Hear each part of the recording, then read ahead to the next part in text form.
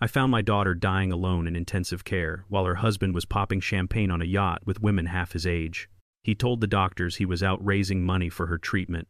He told his friends he was finally free. He looked at me and saw a broke old man in dirty work boots, someone he could laugh at and toss aside. He didn't know that the dirty old man held the deed to his house, the keys to his bank accounts, and the power to erase his entire existence with a single phone call. By the time the sun rose over Los Angeles, he wasn't celebrating anymore. He was swimming for his life. My name is Cyrus Blackwood. To my neighbors in Chicago, I am just a retired mechanic who drives a rusted 2004 pickup truck and wears flannel shirts stained with grease. They see an old man who fixes lawnmowers for free and spends his evenings sitting on a porch that needs painting. They do not know about the steel patents. They do not know about the bridges I designed that span rivers across 3 states. And they certainly do not know about the Blackwood Trust, a financial fortress I built brick by brick to protect the only thing that ever mattered to me, my daughter Zola. The call that shattered my world came at 2:14 inches the morning. The digital clock on my nightstand was glowing red in the dark when the phone rang. It is a sound that every parent dreads, a shrill alarm that cuts through the silence of the night like a knife. When I answered, the voice on the other end was clinical, professional, and terrifying. It was a nurse from St. Jude Medical Center in Los Angeles. Your daughter has been in a severe accident, Mr.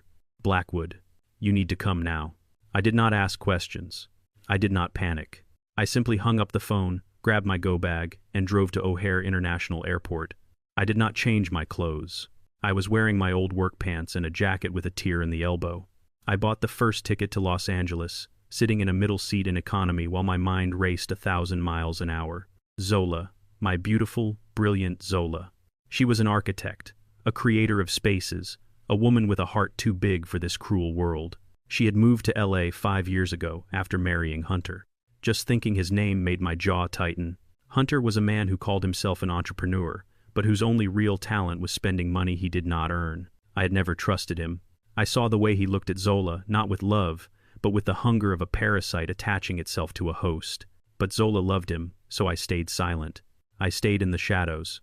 I played the part of the poor, distant father so that Hunter would never know the true size of the fortune he was trying to marry into. The flight felt like it lasted a decade. When I landed at LAX, the California sun was blinding, a cruel contrast to the darkness in my heart.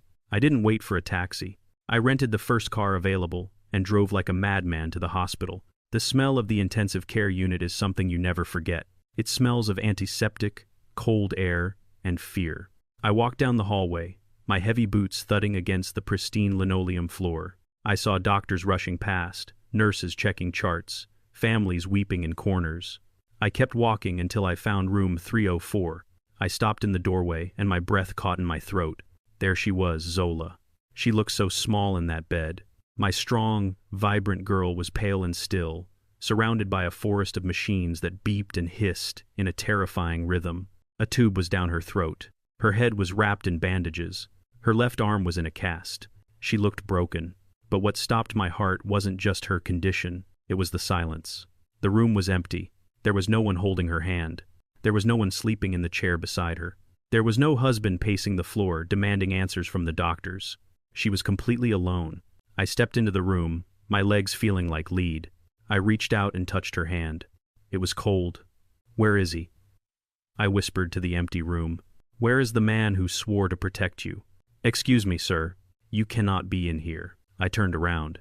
A large woman in blue scrubs was standing in the doorway, blocking my path. Her name tag read Mabel Head Nurse. She had a face carved from granite and eyes that had seen everything. She looked me up and down, taking in my messy hair, my grease-stained jacket, and my old boots. Her expression hardened. "Visiting hours are over, and this is a restricted area," she said, her voice firm. "Immediate family only."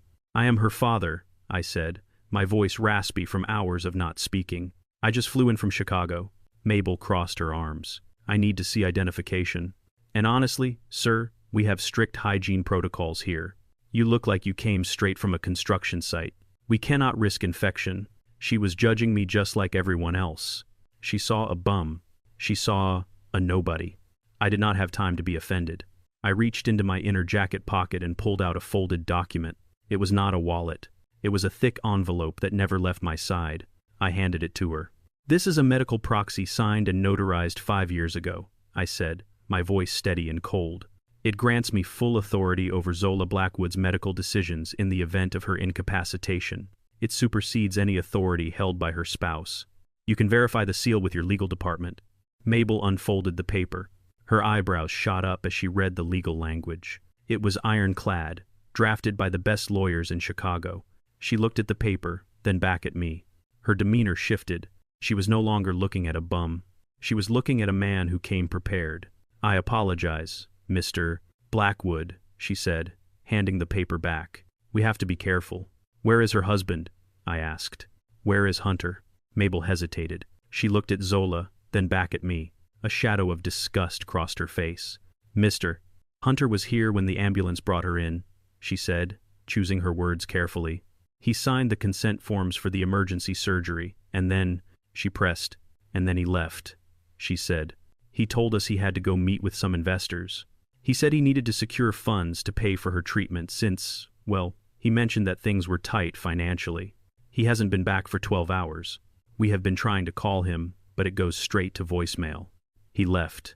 My daughter was lying here, clinging to life by a thread, and her husband left to go to a business meeting. The rage that ignited in my chest was not a hot fire. It was cold. It was absolute. It was the kind of rage that builds empires and destroys cities. "He said he was going to raise money," I asked quietly. "That is what he said," Mabel replied. She walked over to the bedside table where a clear plastic bag held Zola's personal effects, her watch, her earrings, and her cell phone. The phone buzzed. It was a short, sharp vibration against the plastic table. Then it buzzed again and again. Mabel picked up the bag. "It keeps doing that. Notifications. I should probably turn it off." "Let me see it," I said. Mabel hesitated, then handed me the phone through the plastic. I hit the side button to wake up the screen. Zola's lock screen was a picture of her and Hunter on their wedding day. She looked radiant. He looked like he had won the lottery. There was a notification right in the center of the screen. It was from Instagram. Hunter Vibes started a live video. My finger hovered over the screen. A business meeting. Investors raising money. I slid the notification open since I knew Zola's passcode. It was her mother's birthday. She never changed it. The phone unlocked, and the app opened. The screen filled with bright, harsh light. The camera was shaky, moving around. I heard the sound of bass-heavy music thumping in the background. Then I heard laughter. And then I saw him. Hunter was holding the camera selfie style. He was not in a boardroom. He was not in an office. He was shirtless, wearing sunglasses with the blue ocean stretching out behind him. He was on the deck of a yacht. "What is up, everyone?" Hunter shouted into the camera, raising a bottle of Cristal champagne. "We are live from the Pacific. Big things coming. New chapter starting today." He panned the camera around. There were girls in bikinis, dancing on the deck. There were bottles of expensive liquor everywhere. The sun was shining. It was a party. I watched as he wrapped his arm around a blonde woman in a red bikini. She laughed and kissed him on the cheek. "To freedom," Hunter yelled, clinking his bottle against hers. "To the next level." He typed a caption on the screen before ending the live stream. I read it, and my blood turned to ice, celebrating early. The universe clears the path for those who wait. New life, blessed. I stood there in the dim light of the ICU, the beeping of my daughter's heart monitor the only sound keeping me tethered to reality. He was celebrating. My daughter was dying, and he was celebrating her death before she was even cold. He thought he was free. He thought the obstacle was gone. I looked at Zola. I looked at her broken body. I made a promise to her in the silence of that room. "Nurse," I said, not taking my eyes off the screen. "Yes, Mr. Blackwood?" Mabel asked. "I need you to keep him out of this room if he returns. Call security. Call the police. I don't care. He does not touch her." "I can do that," Mabel said. Her voice was soft now. She had seen the screen. She knew. I put the phone in my pocket. I did not turn it off. I needed the evidence. "Where are you going?" Mabel asked as I turned toward the door. "I'm going to crash a party," I said. I walked out of the ICU. I did not look like a tired old man anymore. I walked with the purpose of a machine. Hunter wanted a new life. He wanted the money he thought Zola had. He wanted freedom. I was going to give him exactly what he deserved. I pulled out my own phone, a secure line that I only used for the trust. I dialed a number I hadn't called in 2 years. It rang once. "Stein," I said. "Cyrus." The voice on the other end was sharp, alert. It was my lawyer, a man who could find a loophole in the 10 Commandments. "It's 3 a.m. in Chicago. What's wrong?" "Initiate the Omega Protocol," I said. There was a pause, a long, heavy silence. The Omega Protocol was the nuclear option. It was designed for one specific scenario: the total and immediate freezing of all assets connected to the Blackwood beneficiaries in the event of a hostile threat. "Are you sure?" Stein asked. "That scorches the earth, Cyrus. It locks everything: cards, accounts, deeds, access codes. It effectively erases the financial existence of anyone attached to the main line." "I am sure," I said, stepping into the elevator. "Target is Hunter. Freeze him out. I want his cards to decline. I want his access revoked. I want him to be a ghost by the time I get to the marina." "Consider it done," Stein said. "Give me 10 minutes." I hung up. The elevator doors opened to the lobby. I walked out into the blinding Los Angeles sun. I had a yacht to find and a son-in-law to break. I stood in the blinding glare of the hospital parking lot, my back against the hot metal of my rental car. Inside the intensive care unit, the only sound was the rhythmic mechanical hiss of the ventilator keeping my daughter alive. It was a sound of struggle, of a life hanging by a thread. But in the palm of my hand, on the glowing screen of Zola's phone, a different world was playing out. A world of bass-heavy music and sunlight bouncing off white fiberglass. I watched the live stream again, unable to look away from the grotesque display. Hunter was shirtless, his skin already turning pink under the midday sun. He was holding a bottle of champagne by the neck, swinging it around like a trophy. Behind him, the Pacific Ocean was a flat, indifferent blue. He was laughing. It was a deep belly laugh, the kind of laugh a man releases when a great weight has been lifted from his shoulders. He pulled a young woman into the frame. She was wearing oversized sunglasses and a bikini that cost more than my truck. She giggled and whispered something in his ear. Hunter roared with approval and turned to the camera. "To new beginnings," he shouted over the wind. To the universe finally correcting its mistakes. He wasn't talking about business. He wasn't talking about investors. He was talking about my daughter. To him, Zola wasn't a wife or a partner. She was a mistake that was finally being corrected. She was an obstacle that had been removed. I felt a tremor in my hand, not from age, but from a rage so pure it felt like liquid nitrogen in my veins. I closed the Instagram app before I crushed the phone in my grip. I needed to think. I needed to be the engineer, not the father. I unlocked Zola's phone again and navigated to her insurance application. I knew Zola. She was meticulous. She had her apps organized, her passwords saved. I found the notification I was looking for. A claim had been opened at 3:15 a.m., just 45 minutes after the crash. Hunter hadn't wasted a second. I opened the file. He had uploaded photos of the crash site, likely taken by the tow truck driver or a bystander, to expedite the payout. He wanted the car totaled and the check cut before Zola was even cold. I zoomed in on the photos. To a layman, it just looked like a twisted heap of metal wrapped around a concrete pillar. But I am not a layman. I spent 40 years building bridges and analyzing stress fractures in steel. I know how materials fail. I know how momentum works. I looked at the road leading up to the pillar. It was clean. There were no black streaks of rubber. There was no chatter from the anti-lock braking system biting into the asphalt. If Zola had fallen asleep at the wheel, there would be a drift pattern. If she had swerved to avoid a deer, there would be yaw marks. But if she had seen the pillar coming and hit the brakes, there should have been rubber burned into the road. There was nothing. She hadn't braked. Or rather, she had tried to brake, and the car hadn't responded. Modern hydraulic brake systems do not simply fail. They are closed loops. Even if the booster fails, you have manual pressure unless the lines are cut, unless the fluid is drained. I looked at the front wheel well in the photo. It was shadowed, but I saw the dark stain on the pavement beneath the caliper. It wasn't oil. It was thinner, brake fluid. This wasn't an accident. This was a calculation. I closed the insurance app and opened her messages. My thumb hovered over Hunter's name. The thread was mostly one-sided.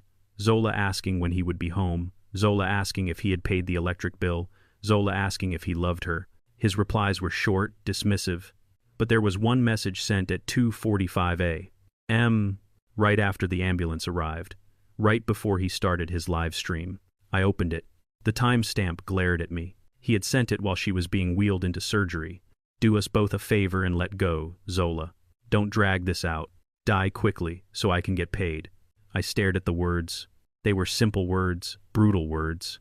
They were the words of a man who had no soul. A man who had looked at the woman who supported him, loved him, and housed him, and saw only a paycheck. He thought she would never read it. He thought she would die on that table. He was banking on it. I took a screenshot. This was it. This was the smoking gun. I dialed Stein. He answered on the first ring. He knew better than to keep me waiting when I was in this state. It is done, Stein said, his voice crisp. The Omega protocol is active. I have flagged every account linked to her social security number and his. I have contacted the fraud department of the major credit bureaus. I have placed a freeze on the title of the house and the cars.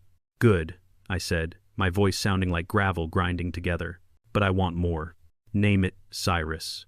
He is on a yacht, I said. A rental, most likely, or a charter. Find out who owns it. I can have that in 2 minutes, Stein said. I could hear the typing of his keyboard in the background. Why? Because I want to buy the debt, I said. If he chartered it, he put down a deposit. But the final bill is due upon return to the dock. If his cards are frozen, he can't pay. I want you to contact the charter company. Tell them the Blackwood Trust will cover the liability, but only if they follow my instructions exactly. And what are those instructions? Stein asked. I told him. On the other end of the line, Stein let out a low whistle. That is cold, Cyrus. That is biblical. He tried to kill my daughter. Stein, I said. I am going to drown him on dry land. I hung up the phone. I looked at the hospital one last time. Zola was in there fighting for every breath. She was fighting because she was a Blackwood. We do not break easily. We do not give up. I got into the rental car. It was a cheap sedan that smelled of stale cigarettes, but at that moment, it felt like a tank. I checked the address of the marina Stein had sent to my phone. Marina del Rey, slip 42. I looked in the rearview mirror. The man staring back at me wasn't the retired mechanic from Chicago. The tired eyes were gone. The slump in the shoulders was gone. In their place was the man who had fired 300 incompetent workers to save a project. In their place was the man who had stared down union bosses and corrupt city officials. In their place was a father who had just found the wolf that bit his child. Hunter wanted to celebrate. He wanted a party. I put the car in gear and peeled out of the parking lot. I was bringing the party to him. The salt air of Marina del Rey hit me the moment I stepped out of my rental car. It was a smell I usually associated with peace, with fishing trips and quiet mornings. Today it smelled of corruption. The parking lot was a parade of excess. Ferraris, Lamborghinis, and Bentleys were lined up like shiny beetles in the sun. My dented sedan looked like a roach that had scurried into a jewelry box. I walked toward the main gate of the pier. I was wearing my stained work jacket and boots that had seen more mud than these people had seen in a lifetime. I didn't care. I wasn't here to impress anyone. I was here to collect a debt. A security guard stepped out of the booth. He was young, with a jawline he probably spent hours admiring in the mirror, and a uniform that was too tight across the chest. He looked at me with the kind of disdain reserved for roadkill. Deliveries are around the back. Pops, he said, not even bothering to lift the gate. And you're late? The catering staff is already loading. I am not catering, I said, my voice low. I am here to see a guest. The guard laughed. It was a short, sharp bark. Look at you. You aren't seeing anyone on this pier unless you're scrubbing the deck. This is a private charter. High security. Now turn that piece of junk around and beat it before I call the cops. He reached for his radio, his hand hovering over his belt. He thought he was powerful. He thought he was the gatekeeper. He didn't know he was standing in the way of a freight train. I didn't argue. I didn't raise my voice. I simply pulled out my phone and dialed a number I hadn't used in 20 years. It rang twice. Cyrus. The voice was older now, gravelly, but I recognized it instantly. It was Elias Thorne. He owned this marina. He owned half the waterfront. And 30 years ago, when the I-90 bridge collapsed during a freak storm, I was the one who pulled him out of his submerged truck before the river took him. He owed me a life. I am at your front gate, Elias, I said. Your guard won't let me in. There was a pause, then the sound of movement on the other end. Put him on. I held the phone out to the guard. He looked at it suspiciously, then at me. Take it, I said. He grabbed the phone and held it to his ear. "Yeah," he said, his tone bored. Then his face changed. It went pale. His posture straightened so fast I thought his spine would snap. "Yes, sir." "No, sir. I didn't know." "Right away, sir." He handed the phone back to me with a trembling hand. The disdain was gone, replaced by pure terror. "Mr. Thorne says you have full access, sir," he stammered. "He says to take the golf cart." I didn't even look at him. I pocketed the phone and walked past him. I didn't take the golf cart. I wanted to walk. I wanted to feel the wood of the dock under my boots. I wanted the anger to build with every step. The pier was long, lined with yachts that cost more than most neighborhoods. I walked past them, ignoring the stares of the deckhands polishing chrome and the wealthy owners sipping wine on their aft decks. I kept my eyes forward. I followed the sound of the bass. It was thumping like a heartbeat, a rhythmic, mindless pulse that vibrated through the planks. As I got closer, I heard the shrieks of laughter. I smelled the expensive cigars. And then I saw it. The yacht was named the Sovereign. It was a 100-foot monstrosity of white fiberglass and dark glass. It was the kind of boat people rented when they wanted to pretend they were gods. And there was Hunter. He was standing on the upper deck, leaning over the railing like a king surveying his subjects. He was wearing linen pants and an unbuttoned shirt that fluttered in the breeze. He had a cigar in one hand and a crystal tumbler in the other. He looked golden. He looked untouchable. Below him on the main deck, the party was in full swing. Women in bikinis were dancing on the tables. Men in expensive sunglasses were pouring champagne onto the floor just to watch it splash. It was a display of waste so grotesque it made my stomach turn. This was Zola's money. This was the college fund she had saved. This was the equity from her house. This was her life's work being sprayed into the ocean by a man who had never worked a hard day in his life. I walked up the gangway. 2 large men in black t-shirts stepped forward to block me. They were hired muscle paid to keep the riffraff out. One of them put a hand on my chest. "Whoa there, Grandpa. You're lost." I didn't stop. I looked him in the eye. "Move," I said. Before he could react, a voice boomed from above. "Wait, let him through." I looked up. Hunter was grinning down at me. His eyes were glassy, his face flushed with alcohol and arrogance. "Well, well, well," Hunter shouted, his voice slurring slightly.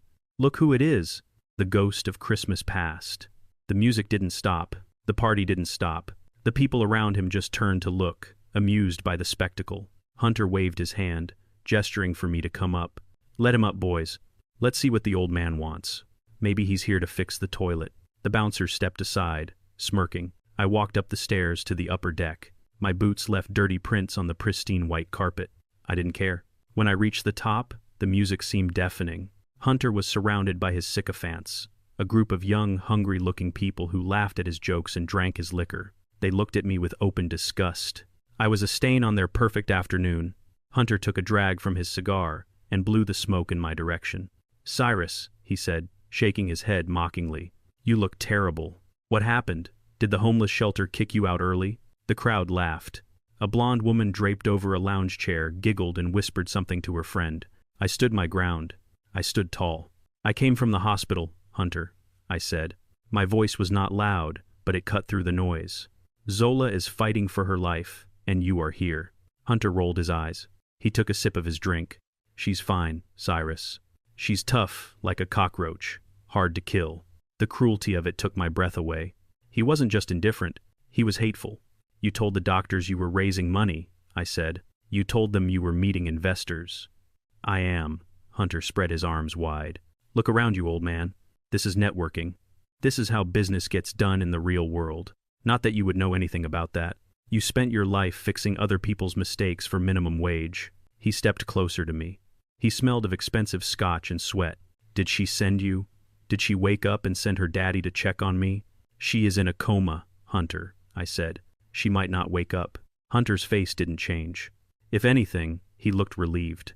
"Well, that's a tragedy, isn't it?" he said, his voice dripping with sarcasm. "A real tragedy. But life goes on, Cyrus. The bills still need to be paid. And since your daughter was too selfish to sign the trust fund over to me while she was awake, I have to find other ways to maintain my lifestyle." He poked me in the chest with a manicured finger. "You see, Cyrus, you're looking at the future. I am young, I am hungry, and I am finally free of that anchor you call a daughter." She held me back. She wanted to save. She wanted to be prudent. Prudence is for poor people. He laughed again, a sound that grated on my soul. You are celebrating her death, I said. I am celebrating my life, Hunter corrected. And you are ruining the vibe. He turned to his friends. Can you believe this guy? He shows up here looking like a dumpster fire and tries to lecture me. He probably wants a handout. That's what this is really about, isn't it, Cyrus? You want me to cut you a check? He reached into his pocket and pulled out a crumpled wad of cash, hundreds, fifties. He didn't count it. He just threw it at me. The bills fluttered through the air, landing on my boots, on the deck, on my jacket. Take it, Hunter sneered. Go buy yourself a new shirt, maybe a bath, and then get the hell off my boat. I didn't move. I didn't look at the money. I kept my eyes locked on his. You are going to regret this, Hunter, I said. Regret what? Giving charity to the elderly? He laughed, and then, with a sudden violent motion, he threw the contents of his glass at me. The amber liquid hit my face. It burned my eyes. It soaked into my shirt. Ice cubes bounced off my chest. The music stopped. The laughter died. The entire deck went silent. Hunter stood there, his hands still extended, a look of pure malice on his face. Oops, he said, smiling. My hand slipped. Now get out of here, old man, before I have you thrown overboard. I wiped the scotch from my eyes. I tasted the alcohol on my lips. It tasted like war. I didn't say another word. I didn't need to. I turned around and walked away. I left the money on the floor. I left the insults in the air. Hunter thought he had won. He thought he had humiliated me. He started laughing again, and the music swelled back up, drowning out the moment. But as I walked down the gangway, I wasn't humiliated. I was focused. I pulled my phone from my pocket. The screen was wet, but it still worked. I dialed Stein. Do it, I said. I heard the click of a keyboard on the other end, and then I waited for the scream. The amber liquid dripped from my chin and soaked into the collar of my old work jacket. It burned my eyes, but I did not blink. I did not wipe it away. I stood there, a statue carved from granite and patience, while the ice cubes slid down my chest and clattered onto the teak deck. The initial gasp from the crowd had faded, replaced by a nervous, titillating silence. They were waiting to see what the old man would do. They were waiting for the explosion, but I gave them nothing. I did not raise my fist. I did not shout. I simply stared at Hunter, my eyes locking onto his with a weight that should have crushed him. Hunter, however, was drunk on more than just scotch. He was drunk on power, on the adrenaline of cruelty, and on the absolute certainty that he was untouchable. When I didn't react, his grin widened. He mistook my restraint for weakness. He mistook my silence for submission. He turned back to his audience, spreading his arms wide as if he were a prophet delivering a sermon on the mount. Look at him, Hunter announced, his voice booming over the low hum of the yacht's engines. Look closely, everyone. This is what failure looks like. He began to circle me, a shark circling a wounded seal. He gestured at my boots, my stained pants, my weathered hands. This is a man who spent his entire life playing by the rules, Hunter sneered. He punched a clock. He paid his taxes. He scraped and saved and fixed other people's toilets for minimum wage. And where did it get him? Standing here soaking wet, begging for scraps from a man half his age. The crowd chuckled. It started as a few nervous giggles, but Hunter's confidence was infectious. Soon they were laughing openly. The beautiful women in their designer bikinis, the men in their linen suits, they all looked at me with a mixture of pity and revulsion. I was the entertainment. I was the court jester brought in to remind them of how superior they were. Hunter stopped in front of me again. He leaned in close, his breath hot and sour with alcohol. You know what the funny thing is, Cyrus? He said, lowering his voice to a conspiratorial whisper that was loud enough for the front row to hear. Zola was just like you. She was small. She thought small. She was always worried about the future, always tucking money away for a rainy day. She didn't understand that you have to grab life by the throat. He took a sip from a fresh glass that a waiter had hurriedly placed in his hand. That's why she's in that hospital bed, Hunter said, and the cruelty in his eyes was absolute. Because, she hesitated, because she was weak. The universe weeds out the weak, Cyrus. It clears the path for the kings. I felt the rage coiling inside me, a tight, hot spring ready to snap. He was talking about my daughter, the woman who had worked 2 jobs to support his failed startups, the woman who had nursed him when he was sick, the woman who was currently fighting for every single breath she took. He was spitting on her memory while spending her money. But still, I waited. The trap was set. I just needed him to step into it with both feet. Hunter seemed annoyed by my lack of reaction. He wanted me to break. He wanted me to cry or beg or attack him so he could have his security guards beat me senseless. My stoicism was an insult to his performance. "You want money? Is that it?" Hunter asked, his voice rising in pitch. "You came all this way, smelling like a sewer, because you want a handout." He reached into the pocket of his linen trousers. He pulled out a thick knot of cash. It was a rubber-banded stack of $100 bills, likely withdrawn from Zola's emergency fund earlier that morning. "Dance for it," Hunter said. He tossed the stack of money onto the wet deck. It landed with a heavy slap right between my boots. "Go on," he taunted. "Pick it up. That's $5,000, old man. That's more than you make in a year of tinkering with broken lawnmowers. Bend the knee and pick it up." The silence on the deck became heavy, suffocating. Even the music seemed to fade into the background. All eyes were on the money. All eyes were on me. I looked down at the bills. They were soaking up the spilled scotch and the sea spray. They looked dirty. They looked like trash. I looked back up at Hunter. "Is that all you have?" I asked softly. Hunter's face twisted in anger. He reached into his other pocket. He pulled out his wallet and began throwing credit cards at me. The black card, the platinum card, the gold card. They clattered against my chest and fell to the floor. "Take them," he screamed, losing his composure. "Take it all. I can print more. I am rich, you old fool. I own this boat. I own this ocean. I own you." He was panting now, his face red, veins bulging in his neck. He was manic. He was desperate to prove his dominance. At that exact moment, the phone in my pocket began to ring. It was a sharp, piercing trill that cut through the humid air like a knife. Hunter laughed, a harsh barking sound.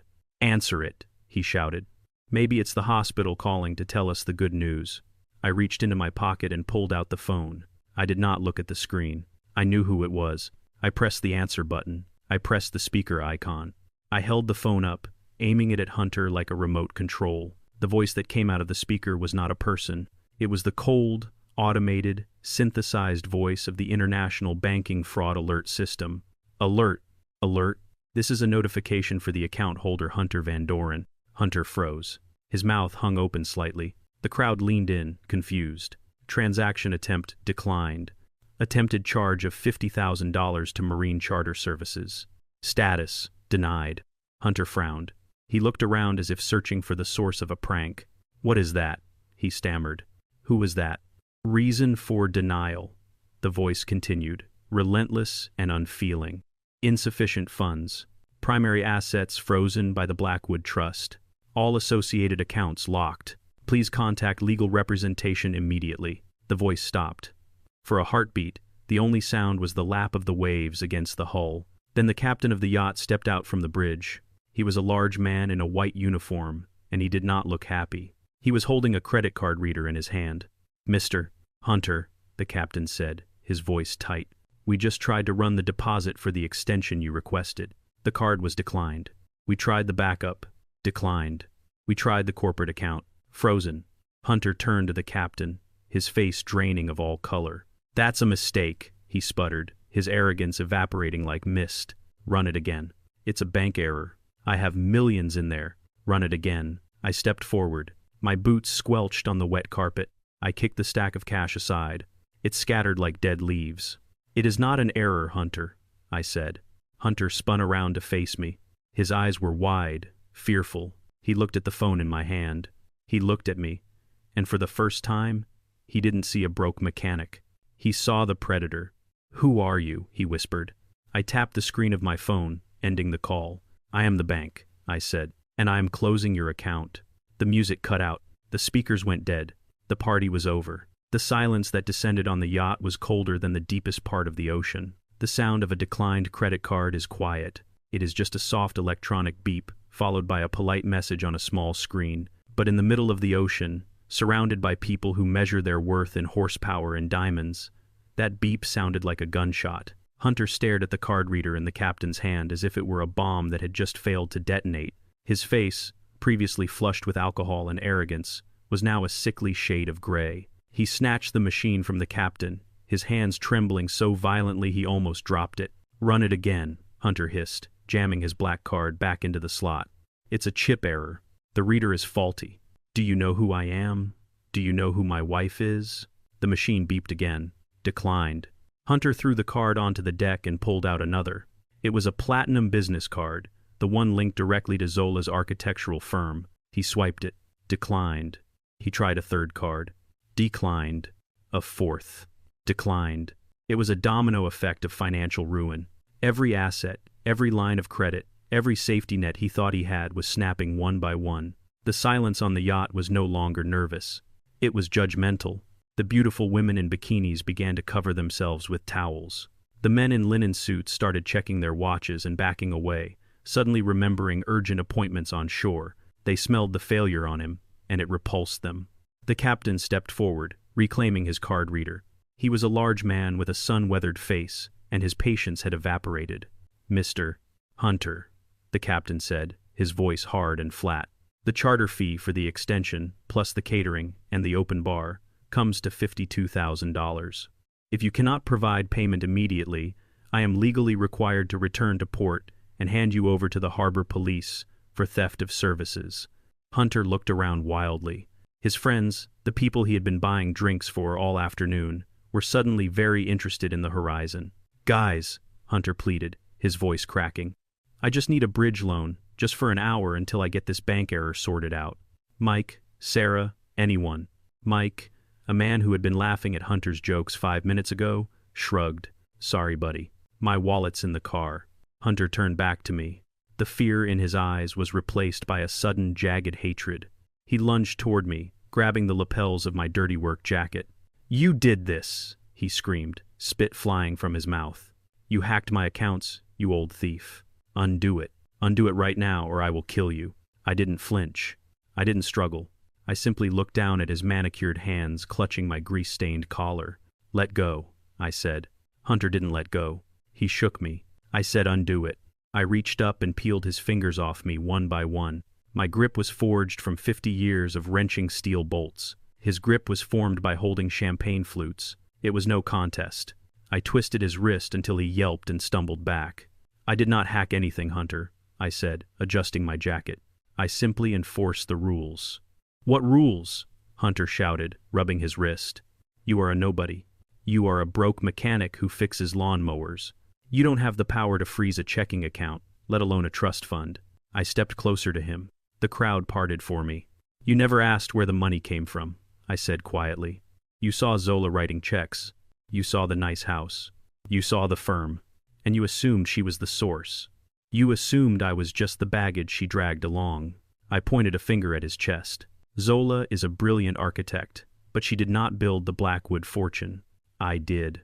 I hold the patents for the seismic dampeners used in every bridge on the West Coast. I designed the structural steel alloy that holds up the skyline you're looking at right now. The Blackwood Trust is not hers, Hunter. It is mine. I built it to protect her." Hunter stared at me, his mouth opening and closing. He looked like he was trying to solve a physics equation in a language he didn't speak. "That's a lie," he stammered. "Zola controls the money. She signs the checks. She signs the checks because I allow her to," I said. "She is the beneficiary. I am the trustee. And you, Hunter, are the liability." I reached into my pocket and pulled out a folded piece of paper. It was a copy of the prenuptial agreement he had signed 5 years ago. I held it up. "Do you remember this?" I asked. "Or were you too busy planning how to spend her money to read the fine print?" "I signed a standard prenup," Hunter scoffed, trying to regain some ground. "It says I get half if we divorce after 10 years. I shook my head. "You signed a Blackwood prenup," I corrected.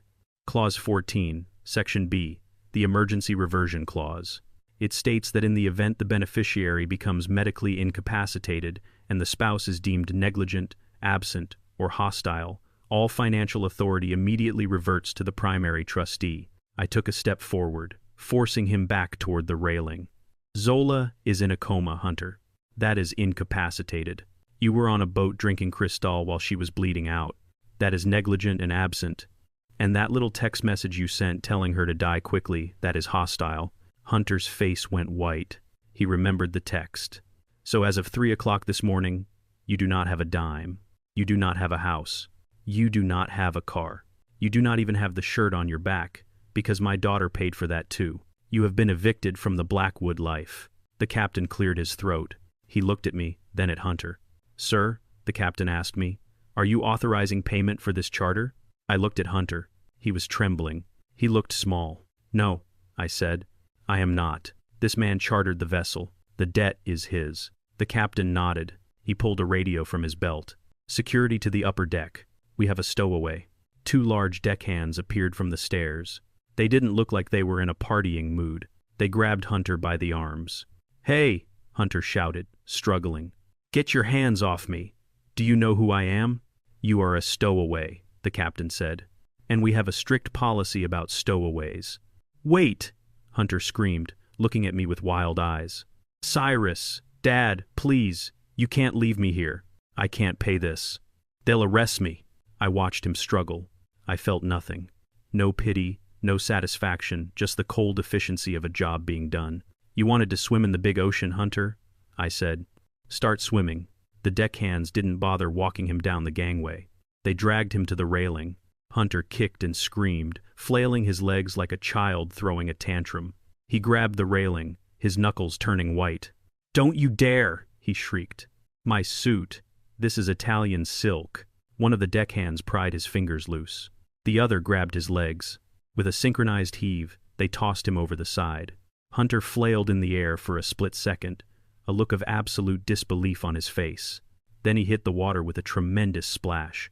The cold Pacific water swallowed him. He surfaced a moment later, gasping and sputtering, his hair plastered to his face, his expensive linen shirt translucent and clinging to his skin. He treaded water, coughing up brine. The guests on the yacht rushed to the railing to watch. Some of them were laughing. Most were just filming with their phones. Hunter looked up at me. He wiped the salt water from his eyes. The fear was gone now, replaced by a hatred so intense it was almost palpable. He looked like a drowned rat, but a rat with sharp teeth. You are dead, old man, he screamed from the water, his voice cracking. You hear me? I will bury you. I will take everything. You made a mistake. I looked down at him from the high ground of the deck. The only mistake I made was letting you into my family, I said. I turned my back on him. Captain, I said, I believe your business here is concluded. Yes, sir, the captain said, tipping his hat. I walked down the stairs, past the silent, stunned party guests. I walked down the gangway and back onto the pier. Behind me, I could hear Hunter splashing and cursing as he began the long, humiliating swim to the shore. He was threatening me. He was swearing revenge. He thought this was a fight he could still win. He didn't realize that I hadn't even started fighting yet. I had just taken away his ammo. I got back into my rental car and checked my phone. There was a message from Stein. Phase 1 complete. Assets frozen. I also found the car insurance policy. You need to see this. I looked out the window at the water. Hunter was climbing up the ladder at the end of the dock, shivering and dripping wet. He stood there for a moment watching my car. He pulled his phone from his sodden pocket and threw it on the ground in a rage. He was broken, but he wasn't finished. A man like Hunter doesn't learn from humiliation. He feeds on it. He would come after me. He would come after Zola. I put the car in drive. I had to get back to the hospital. I had to be there when the wolf came knocking at the door, because next time he wouldn't be wearing a suit. He would be desperate, and a desperate wolf is the most dangerous kind. The drive back to the hospital was a blur of red taillights and cold fury. I gripped the steering wheel of the rental car until my knuckles turned white. The image of Hunter splashing in the harbor water burned into my mind. He was humiliated, yes. He was broke, yes. But I knew men like him. Men like him do not retreat when they are wounded. They attack. They become irrational. And an irrational man with nothing left to lose is the most dangerous creature on earth. I parked the car and ran to the elevator. The silence of the third floor was a stark contrast to the chaos I had just left at the marina. I nodded to the security guard at the station, a man named Ortiz who looked like he could bench press a Buick. I had tipped him $100 earlier just to keep his eyes open. He gave me a subtle nod. All was quiet. But quiet does not mean safe. I took my post in the plastic chair outside Zola's room. I watched the monitors through the glass. Her heart rate was steady but weak. She was holding on. She was waiting for me to finish this. 40 minutes later, the elevator doors dinged. I didn't need to look up to know who it was. I heard the squelch of wet shoes on linoleum. I heard the heavy, ragged breathing of a man who had run a marathon fueled by rage. Hunter turned the corner. He was a sight to behold. His expensive Italian suit was ruined, dark with seawater and clinging to his frame like a second skin. His hair was plastered to his skull. He was shivering, but his eyes were burning with a feverish intensity. He wasn't alone. He was dragging a young resident doctor by the arm, a kid who looked like he had just graduated from medical school and had no idea he had walked into a war zone. "This is him!" Hunter shouted, pointing a wet finger at me. "That is the man. He is dangerous. He assaulted me. He threw me off a boat. He is trying to kill my wife." The young doctor, whose badge read Dr. Evans, looked at me with alarm. He saw an old black man in dirty work clothes sitting silently outside the room. He saw a wet, hysterical white man in a suit claiming assault. The optics were not in my favor. "Sir, Doctor," Evans said, stepping forward nervously, "you need to leave. Mr. Hunter has medical power of attorney over his wife, and he has requested that you be removed from the premises." I stood up slowly. My knees popped. I unfolded to my full height, which was only 6 feet, but I carried it with the weight of 50 years of ironwork. "I am not going anywhere," I said, my voice low and rumbling like a diesel engine. Hunter pushed past the doctor. He looked manic. He looked desperate. "See?" Hunter screamed. "He is threatening me. Doctor, I can't take this anymore. My wife is suffering. Look at her. She is hooked up to machines. She would never want this. We talked about this. She told me if it ever got this bad, she wanted to go. She wanted peace." I felt the blood drain from my face. He was doing it. He was playing the mercy card. He wanted to pull the plug. He wanted her dead before I could fully lock down the assets, before she could wake up and testify, before he lost his chance at the life insurance payout. Hunter grabbed Dr. Evans by the shoulders. "End it," Hunter sobbed, and it was a terrifying performance. Tears mixed with the salt water on his face. "Please, doctor. I love her too much to watch her suffer. Compassionate extubation. Do it now. I am authorizing it." "Doctor." Evans looked conflicted. He looked at the monitors. "Mr. Hunter, she is stable," the doctor said. "She has brain activity. It has only been 12 hours. We usually wait." "I don't want to wait," Hunter roared, his facade slipping. "I am her husband. I make the decisions. Do your job or I will sue this hospital into the ground. I want those machines off now." He moved toward the door. He reached for the handle. I moved faster. I didn't run. I shifted. One moment I was by the chair. The next I was a wall of granite between him and the door. I planted my boots. I squared my shoulders. "You are not going in there," I said. Hunter Aker didn't stop. He lowered his shoulder and rammed into me. It was like a wave hitting a breakwater. He bounced off. I didn't budge an inch. I grabbed him by the lapels of his sodden jacket and slammed him back against the corridor wall. The impact shook, a framed painting of a sailboat. "Get your hands off me!" Hunter shrieked, clawing at my wrists. I tightened my grip. I pulled him close, so close I could smell the brine and the cheap desperation coming off him. "You do not love her," I hissed. "You love her checkbook. You want her dead because you are broke and you are scared. But you are going to have to kill me first." Hunter swung. It was a clumsy, wild punch aimed at my jaw. I caught his fist in my free hand. I squeezed. I felt the small bones in his hand grind together. Hunter yelped and dropped to his knees, but I held him up by his jacket. "Security!" "Doctor," Evans yelled, backing away and fumbling for his pager. "We need security on the 3rd floor now." Hunter looked up at me. The pain in his hand had cleared the mania from his eyes, leaving only a cold, reptilian calculation. He realized he couldn't beat me physically. He realized he couldn't bully his way past me. "You are making a mistake, old man," Hunter gasped. "You are assaulting a grieving husband.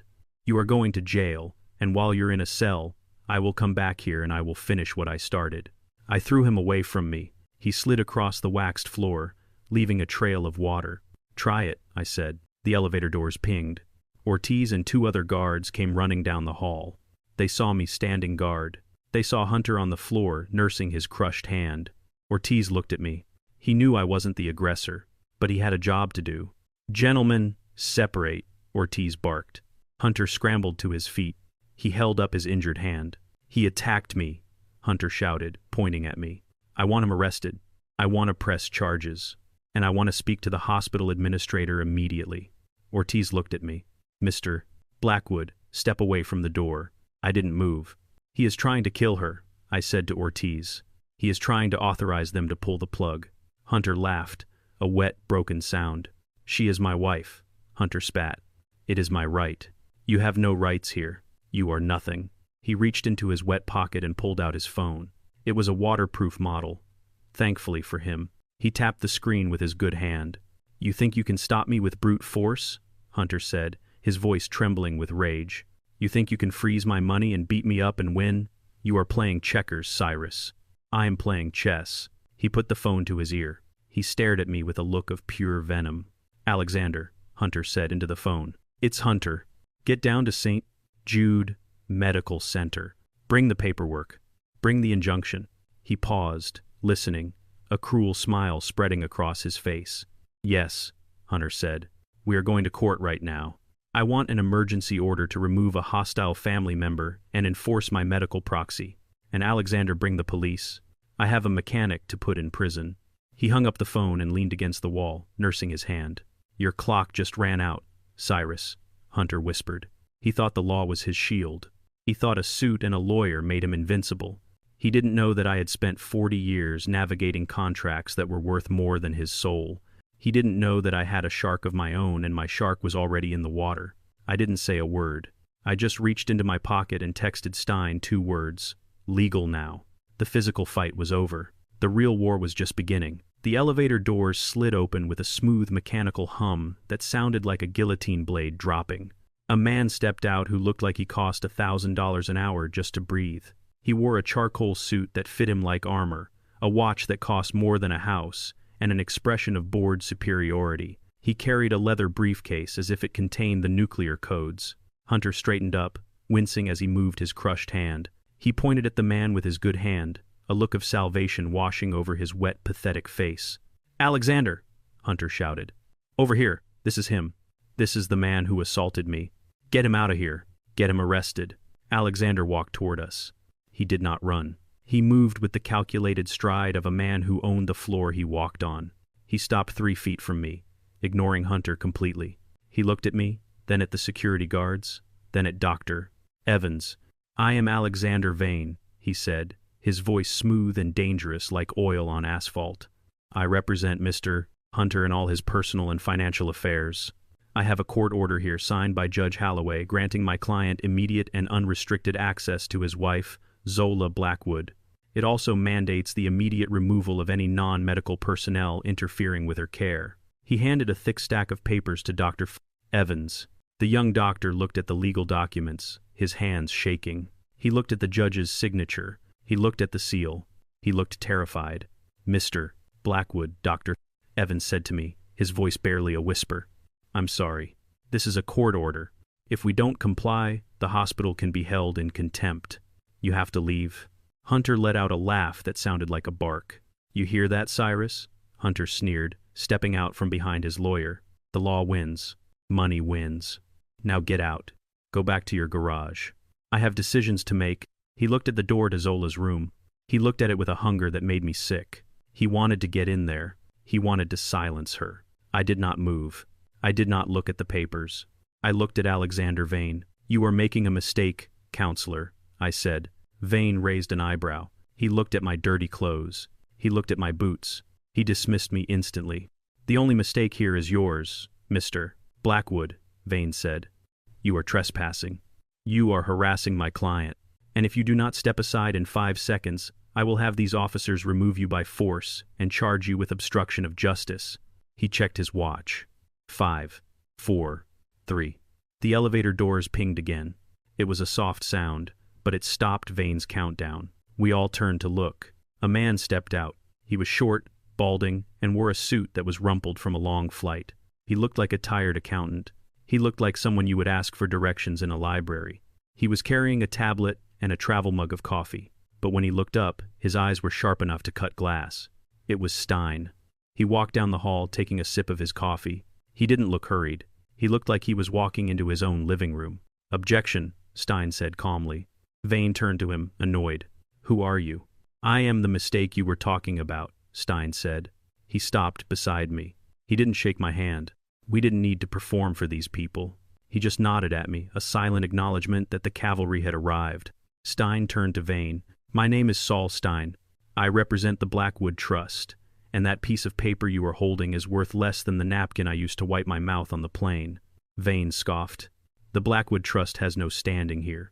This is a spousal matter. California is a community property state. Stein tapped his tablet. Actually, Stein said, California Code, Family Law, Section 4320.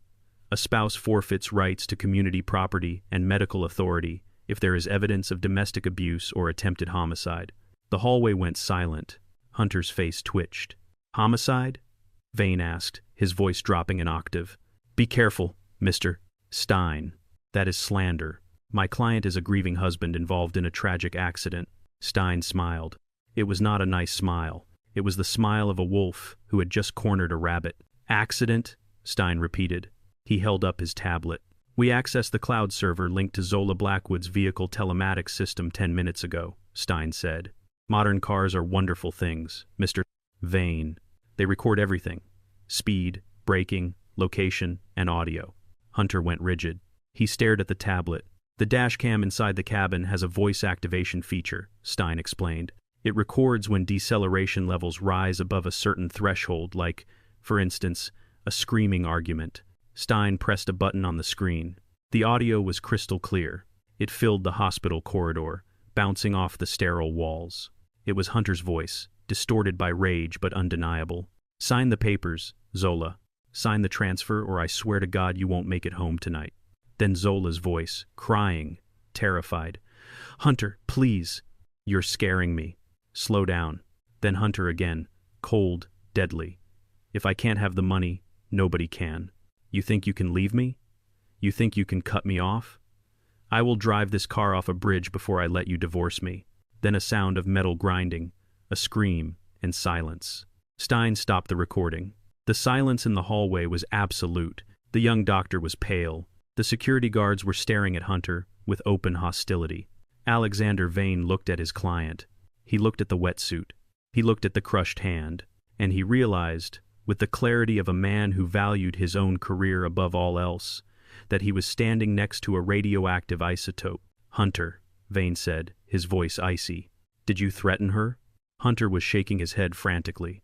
No, that is edited. That is a deep fake. They made it up. They're framing me. Alexander, do something. Alexander Vane took a step back. He put the court order back in his briefcase. He snapped the latches shut. I am afraid I cannot help you, Mr. Hunter, Vane said. You paid me to handle a probate case. You did not pay me to be an accessory to attempted murder. I am withdrawing as counsel, effective immediately. He turned to Stein. Mr. Stein, Vane said, nodding respectfully. I will have my office send over the formal withdrawal paperwork within the hour. Good day. Vane turned on his heel and walked away. He didn't look back. He walked into the elevator and disappeared, leaving Hunter standing alone in a puddle of seawater and lies. Hunter looked around. He was surrounded. The guards were no longer protecting him. They were blocking his exit. I was standing between him and Zola. Stein was holding the evidence that would bury him. He was alone. It's not true, Hunter whispered, his voice trembling. I love her. We were just fighting. Couples fight. Stein looked at him with zero sympathy. Couples fight, Stein said. Killers confess. And we just sent that audio file to the LAPD. They're on their way. Hunter slumped against the wall. He looked small. He looked defeated. But suddenly, a sound cut through the tension. It was a high-pitched, rhythmic alarm coming from inside the room. Beep, beep, beep, beep. I spun around. I looked through the glass. On the monitor, the green line that tracked Zola's heart rate was spiking. It was racing. Mabel shouted from inside the room. She's crashing or she's waking up. I need help in here. Doctor. Evans pushed past me and ran into the room. Nurses flooded in. I pressed my hands against the glass. I forgot about Hunter. I forgot about the money. I forgot about the war. Zola, I whispered. Her eyelids were fluttering. Her hand, the one I had held earlier, was twitching. She was fighting. She was coming back. Or she was leaving. Hunter pushed himself off the wall. He saw the chaos. He saw his chance. He didn't look at his wife. He didn't care if she lived or died. He only cared that everyone was distracted. He turned and ran. He bolted toward the fire exit, his wet shoes squeaking on the floor. "Stop him!" Stein shouted. But I didn't chase him. I couldn't leave the window. I had to see her eyes. I had to know she was still with me. "Let him run," I said, my eyes fixed on my daughter. "He has nowhere to go." Inside the room, Zola gasped. Her back arched off the bed. The machine screamed a steady high note. And then she opened her eyes. The hallway outside room 304 had become a war zone of shouting voices and squeaking rubber soles. Nurses were rushing back and forth, coordinating the stabilization of the patient. Stein was standing near the elevator, barking legal codes into his phone, ensuring the police arrived at the correct entrance. In the confusion, in the swirling vortex of medical panic, the door to my daughter's room was left unguarded for exactly 60 seconds. I had slipped inside the moment the crash cart was wheeled out. I needed to be close to her. I needed to see for myself that the spikes on the monitor were life, not death. I pressed myself into the shadowed alcove by the window, behind the heavy privacy curtain that smelled of industrial detergent. I wanted to be invisible. I wanted to be the silent sentinel watching over her. The room was dim, lit only by the glow of the equipment. Zola was still. The violent arching of her back had ceased. The alarms had been silenced, replaced by a steady, rhythmic ping that sounded like a countdown. Then the door handle turned. It was a slow, deliberate motion. It was not the brisk entry of a nurse or the confident stride of a doctor. It was the stealthy creep of a thief. I held my breath. I stayed in the shadows. Hunter slipped into the room. He looked like a specter risen from the deep. His clothes were still sodden, dripping dark spots onto the linoleum floor. His hair was wild, his eyes wide and darting around the room like a trapped animal. He checked the hallway one last time, then clicked the door shut. He didn't lock it. He didn't have time. He thought he was alone. He thought I was outside dealing with the police. He thought he had one last moment to control the narrative. He approached the bed. I watched him through the sliver of space between the curtain and the wall. I watched the man my daughter had married, the man I had tried to tolerate for 5 years, the man who had turned a celebration of life into a vigil of death. He did not look at her with love. He did not look at her with concern. He looked at her with a mixture of fear and loathing so potent it made the air in the room feel toxic. He gripped the bed rail with white-knuckled hands. He leaned over her, his face inches from hers. Water from his hair dripped onto her cheek, mingling with the sweat of her fever. "Why are you still here?" he whispered. His voice was a hiss, a snake spitting venom. It was not the voice of a grieving husband. It was the voice of a man whose plans had crumbled and who was looking for someone to blame. "You were supposed to go quickly," he said, his voice trembling with manic intensity. "That was the deal, Zola. You drive the car, you miss the turn, you go to sleep, I get the payout, I start over." It was clean. It was simple. He reached out and touched her face, but it was not a caress. He dragged his thumb down her cheek, pulling the skin, distorting her features. "But you always had to be difficult," he spat. "You always had to make me work for it. Even now you're dragging this out. You're making a scene. Do you know what you've done to me? Do you know what your father did to me?" He laughed, a low, broken sound that vibrated in his chest. "He ruined me, Zola. He froze everything. I have nothing. I have creditors who will peel my skin off if I don't pay them by Friday. I owe $2 million to people who don't use lawyers. They use hammers. And you're lying here holding on to the only thing that can save me." He leaned closer, his lips brushing her ear. "Die," he whispered. I felt every muscle in my body lock up. It took every ounce of discipline I had acquired in 70 years of life not to lunge forward and snap his neck. But I waited.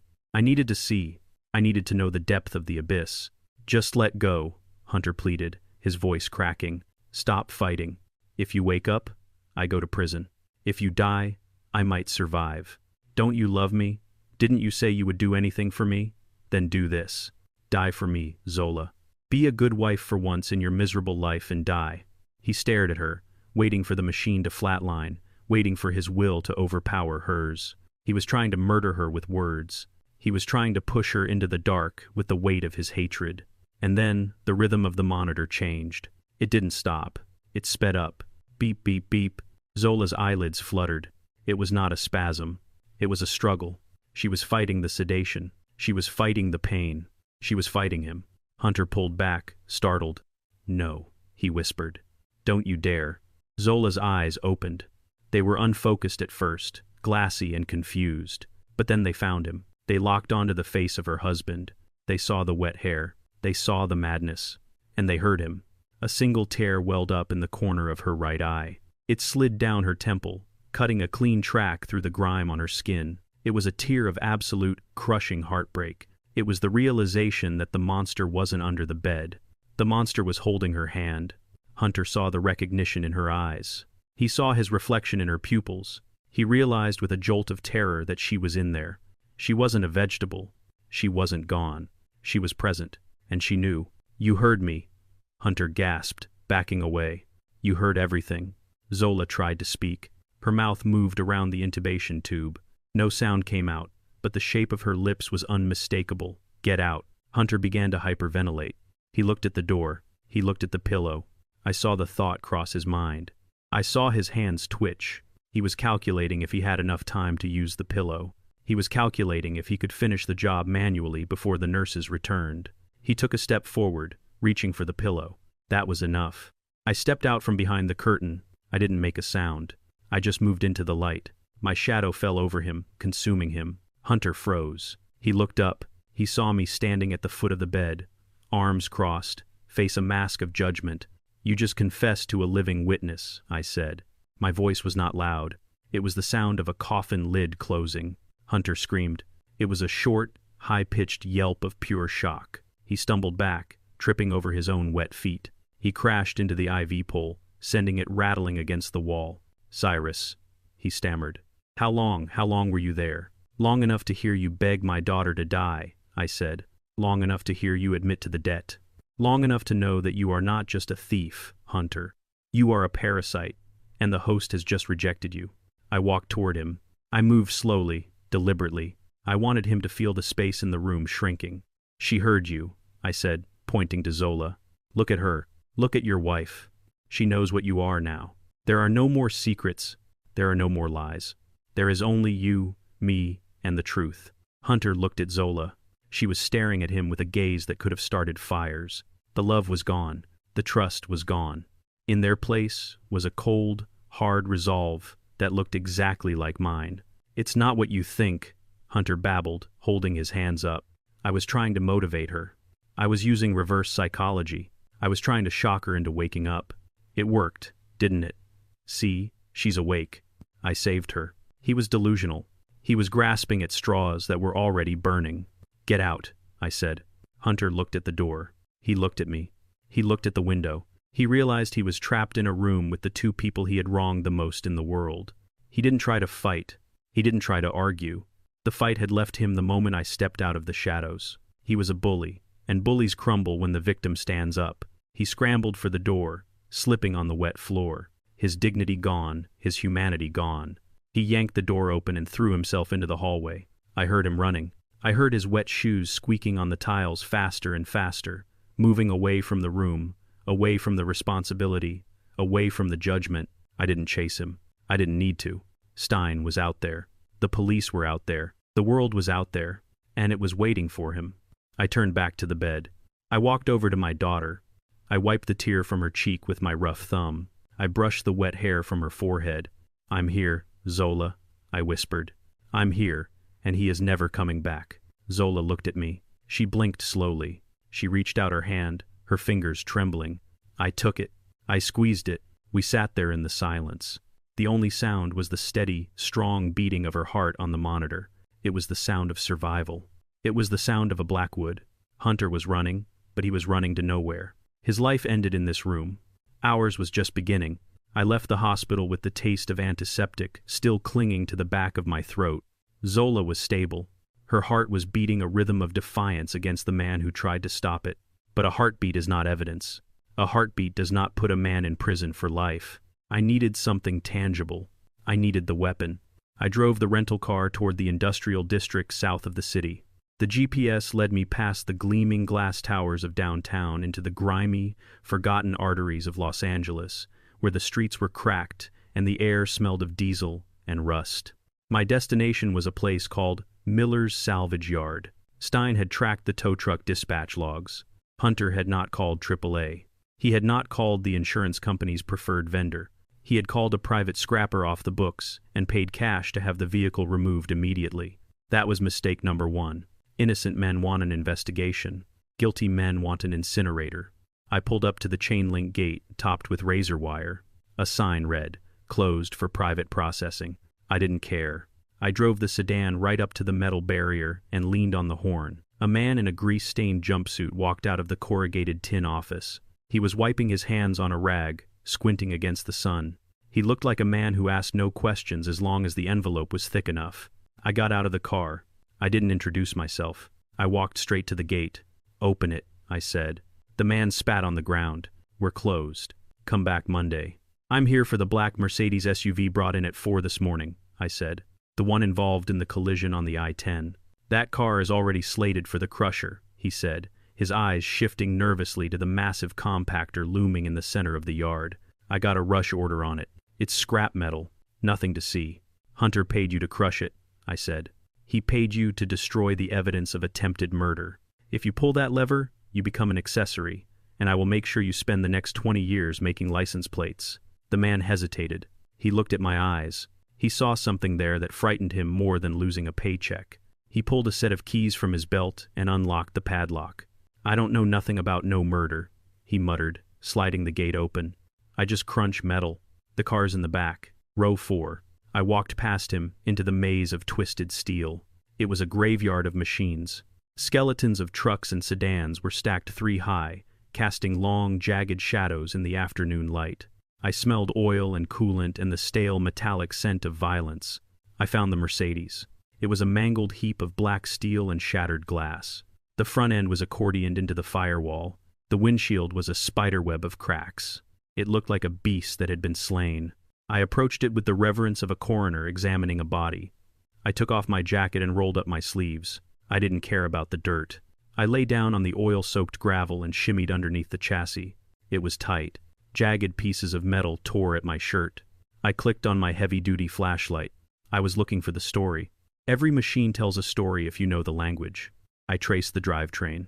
I checked the suspension arm, and then I found the brake lines. They ran along the undercarriage like arteries. The rear lines were intact. I shimmied forward to the front axle. The fluid reservoir had leaked, coating everything in a slick, corrosive sheen. I wiped it away with my thumb. There it was. The primary hydraulic line leading to the front left caliper had not burst from pressure. It had not snapped from impact. The rubber casing was severed cleanly. It was a diagonal cut, precise and sharp. It was the kind of cut made by wire cutters. I pulled out my phone and took a dozen photos. I took close-ups of the severed ends. I took wide shots, showing the lack of road abrasion. This was it. This was the smoking gun. Hunter hadn't just hoped she would crash. He had engineered it. I was about to slide out from under the car when I heard the crunch of gravel. It wasn't the shuffle of the yard owner. It was heavy boots, multiple pairs. I froze. I clicked off my flashlight. "He's under the car," a voice said. A deep, rough voice. Not Hunter. Not the owner. "Drag him out," another voice commanded. The boss said no witnesses. The car gets crushed with whatever is inside it or under it. I felt a cold, calm wash over me. It was a sensation I hadn't felt since Da Nang in 1971. The world slowed down. My hearing sharpened. My fear evaporated, replaced by tactical calculation. Hunter had sent cleaners. He knew I was coming. He must have tracked my phone, or had the yard owner tip him off. He didn't just want the car gone. He wanted me gone. I saw a pair of heavy work boots stop right next to my head. "Come out, old man," the first voice said. "Do it easy, and it'll be quick." I didn't come out easy.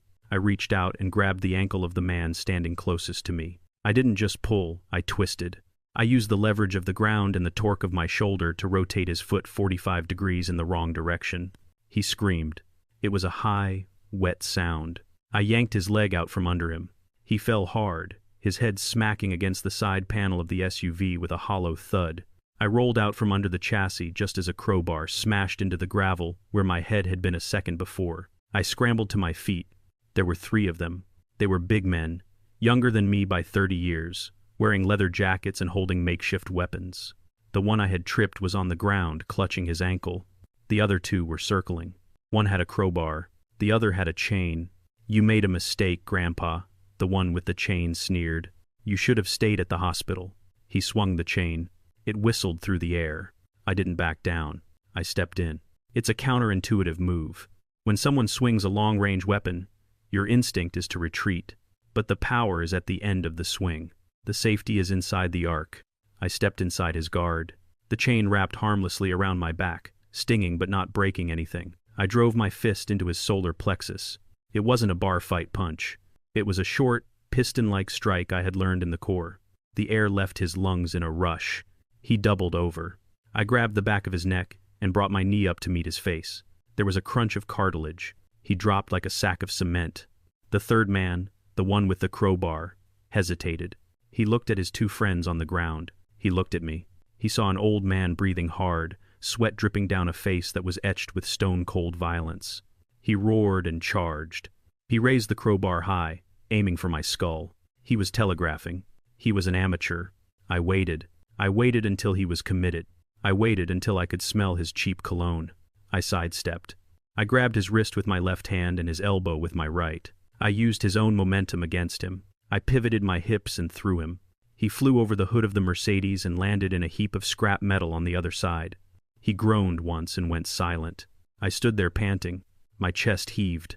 My old joints were screaming. My knuckles were bleeding, but I was standing. I looked down at the man with the broken ankle. He was trying to crawl away. "Who sent you?" I asked. I didn't shout. I didn't have the breath for it. He looked at me with terror. "It was a guy from the track," he gasped. "He said the car had to disappear. He said an old man might show up. He paid us $5,000 to make sure the car went into the crusher." Hunter. He had used his gambling connections. He had hired low-level thugs to do his dirty work. "Get out of here," I said. "Tell your friends that if I see them again, I won't be this gentle." He scrambled up, limping, dragging his friends. They retreated toward the gate, looking back at me as if I were a demon risen from the rust. I turned back to the car. I wasn't done. I opened the driver's side door. The interior was a mess of deployed airbags and shattered plastic. I checked the floor mats. I checked the glove box. Then I looked under the passenger seat. It was wedged deep into the track, hidden by the shadows. A small, black object. I reached in and pulled it out. It was a phone, not Zola's phone, not Hunter's main phone. It was a cheap prepaid burner phone, the kind drug dealers and criminals use. Hunter must have dropped it during the crash. Or maybe he hid it there in panic, making him careless. I pressed the power button. It had 10% battery left. It turned on. There was no passcode. I opened the text messages. The most recent thread was with a contact simply labeled, "The Fixer." "Brakes are cut. Do it tonight. Make sure she is driving. Done. Money is in the account."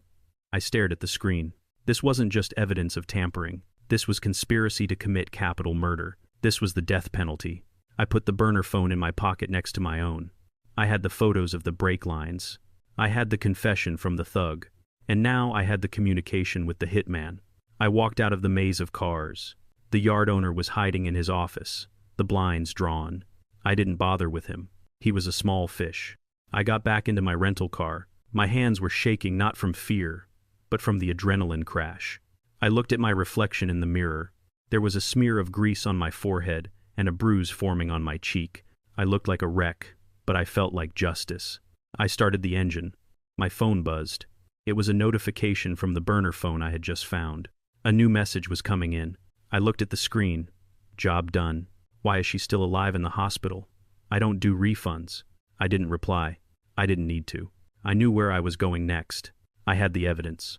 Now I needed the money trail, and I knew exactly who held the keys to Hunter's secret financial life. I put the car in gear. Hunter thought he was celebrating on a yacht. He didn't know that the tide had just gone out and a tsunami was coming. I sat in the rental car with the engine idling, while the burner phone glowed in my grease-stained hand. The text messages on the screen painted a picture of betrayal so profound it made my stomach churn. They were sent to a contact named C. "Transfer the liquid assets to the Cayman Shell Company now. Do it before the news hits. I'm at the bank. They're asking for authorization. Use the signature stamp in her top drawer. You're the secretary. Make it happen. Chloe." I closed my eyes, and the image from the yacht flashed back into my mind. The blonde woman in the red bikini, the one Hunter had his arm around, the one laughing while my daughter bled. That was Chloe. Zola's personal assistant, the woman my daughter trusted to manage her schedule, her coffee, and her life. The woman Zola had hired straight out of college because she saw potential in her. They were not just killing my daughter. They were dismantling her legacy piece by piece and splitting the proceeds like vultures over a carcass. I put the car in drive. I knew where Chloe lived. Zola had mentioned it once, proud that she paid her staff enough to afford a luxury apartment in Santa Monica. I drove west, while the setting sun painted the sky in hues of bruised purple and angry red. I parked in front of a sleek, modern building that smelled of eucalyptus and money. I didn't buzz the intercom. I waited for a resident to exit and caught the door before it latched. I took the elevator to the 4th floor. I didn't knock. I pounded on the door with the side of my fist. It was a sound that demanded an answer. The door opened a crack. Chloe was there. She was not wearing a bikini now. She was wearing jeans and a sweatshirt, and she looked frantic. Behind her, I saw open suitcases on the floor. She was running. "Who are you?" she asked, her voice trembling. I pushed the door open and stepped inside. "I am the man who just threw your boyfriend into the Pacific Ocean," I said. Chloe stumbled back, her face draining of color. "You're Zola's father." I kicked the door shut behind me. The apartment was a mess of clothes and boxes. She was clearing out. She was taking the money and running, leaving Hunter to deal with the fallout or maybe meeting him in some non-extradition paradise. "Going somewhere, Chloe?" I asked, walking past her into the living room. She tried to regain her composure. She crossed her arms, trying to look tough. "I'm going on vacation," she said. "Is that a crime?" "You need to leave," she added. "I'm calling the police." "Go ahead," I said, sitting down on her expensive Italian sofa. "Call them. Tell them you're fleeing the jurisdiction after embezzling $2 million from your employer. I'm sure they'll be very interested in your vacation plans." Chloe froze. Her hand hovered over her phone. "How do you know that?" she whispered. I held up the burner phone. "Hunter is not as smart as he thinks he is," I said. "He leaves a trail. And right now, that trail leads directly to you." I leaned forward, resting my elbows on my knees. "You think you're special to him, don't you?" I asked softly. "You think you're the partner, the Bonnie to his Clyde. You think you're running away together to spend Zola's money on a beach somewhere?" Chloe lifted her chin defiantly. "He loves me," she spat. "He never loved Zola. She was just a bank account to him. We're going to start over." "He promised." I laughed. It was a dry, humorless sound. "He promised," I repeated. "Just like he promised to love and cherish my daughter until death do us part. His promises have a shelf life, Chloe, usually until the check clears." I reached into my jacket pocket and pulled out a stack of photos. Stein had been busy. While I was at the salvage yard, he had scraped Hunter's cloud account. I tossed the photos onto the coffee table. They fanned out like a winning hand of poker. "Look at them," I said. Chloe looked. The first photo was Hunter, with a brunette at a casino in Vegas, dated 3 weeks ago. The second was Hunter, with a redhead on a ski trip in Aspen, dated last month. The third was a text thread with a woman named Jessica discussing how he was going to dump his current side piece as soon as the big payout came through. His current side piece was Chloe. "That's a lie," she gasped, picking up the photos with shaking hands. "These are old. Check the dates," I said. "He was with Jessica 2 days ago. He was telling her that you were annoying him, that you were clingy, that he was using you to get the access codes, and then he was going to cut you loose." I watched her face crumble. The defiance melted away, leaving only a scared, foolish child who had been played by a master manipulator. She saw the truth in the pixels. She saw that she wasn't the queen. She was just another pawn. "He told me I was the only one," she sobbed, dropping the photos. "He told me we were soulmates." "He told Zola the same thing," I said coldly. And then he cut her brake lines. Chloe looked up at me, her eyes wide with horror. "He did what?" "He tried to kill her, Chloe," I said. "That's what you're mixed up in. Not just fraud, not just embezzlement, attempted capital murder. If you get on that plane, you're an accessory after the fact. You will go to prison for life. Is he worth it? Is a man who cheats on his mistress worth dying in a cage for?" Chloe sank to the floor, burying her face in her hands. "I didn't know about the brakes," she cried. "I swear he just said we needed the money. He said Zola was going to fire me anyway. He told me to transfer the funds to the Cayman account or he would tell everyone I stole it." I stood up and walked over to her. I didn't offer comfort. I offered a lifeline. "You have one chance, Chloe," I said. "You can be the villain in this story, or you can be the witness." She looked up, mascara running down her cheeks. "What do you want?" she asked. I want everything, I said. I want the transaction logs. I want the access codes to the shell company. I want every text, every email, every voicemail he ever sent you regarding the money. And I want you to testify that he coerced you. I pulled Zola's laptop from her open suitcase. I recognized it by the sticker on the lid. Open it, I commanded. Chloe scrambled up and opened the laptop. Her fingers flew across the keys. She was desperate now. She was fighting for her own survival. Here, she said, turning the screen toward me. This is the ledger. He had me create a labyrinth of transfers to hide the source. But the final destination is an account in the Grand Cayman called Phoenix Rising. Phoenix Rising. Appropriate. He thought he was rising from the ashes of his marriage. Transfer it back, I said. I can't, she said. He has the master key. I can only deposit. I can't withdraw. I looked at the screen. I saw the balance. $2. 4 million. Zola's operating capital, her payroll, her life. Give me the account number, I said, and give me the password to his email. You have it, don't you? She nodded. She wrote it down on a piece of hotel stationery. I took the paper. I took the laptop. Stay here, I said. Do not leave this apartment. If you run, the police will find you. If you stay and you testify, I will speak to the district attorney. I will tell them you helped. I walked to the door. Wait, Chloe called out. Is he really going to kill me? I looked back at her. He already killed the man he used to be, I said. He wouldn't hesitate to remove a loose end. Lock your door, Chloe. I left the apartment. I sat in my car and dialed Stein. I have the Cayman account number, I said, and I have access to his email. Send it, Stein said. I'll have the forensic accountants trace the routing number. If we act fast, we can petition the International Banking Court to freeze it before he can move it to a non-cooperative jurisdiction. I sent him a picture of the paper. Done, I said. Now we wait, Stein said. We didn't have to wait long. 10 minutes later, as I was driving back toward the city center, the burner phone buzzed. It was a notification from the banking app linked to the Cayman account. Chloe must have set up alerts on this phone too. Login attempt detected. IP address, Los Angeles General Hospital. He was trying to access the money. He was trying to run. A second notification popped up. Transaction attempt. Transfer $2,400,000 to Bitcoin wallet. Status. Processing. My heart stopped. If he got it into crypto, it was gone. It was untraceable. Then a third notification. Status. Failed. Account locked by administrator. I let out a breath I didn't know I was holding. Stein had done it. He had slammed the vault door shut just as Hunter's fingers were reaching for the gold. Hunter was broke. He was exposed.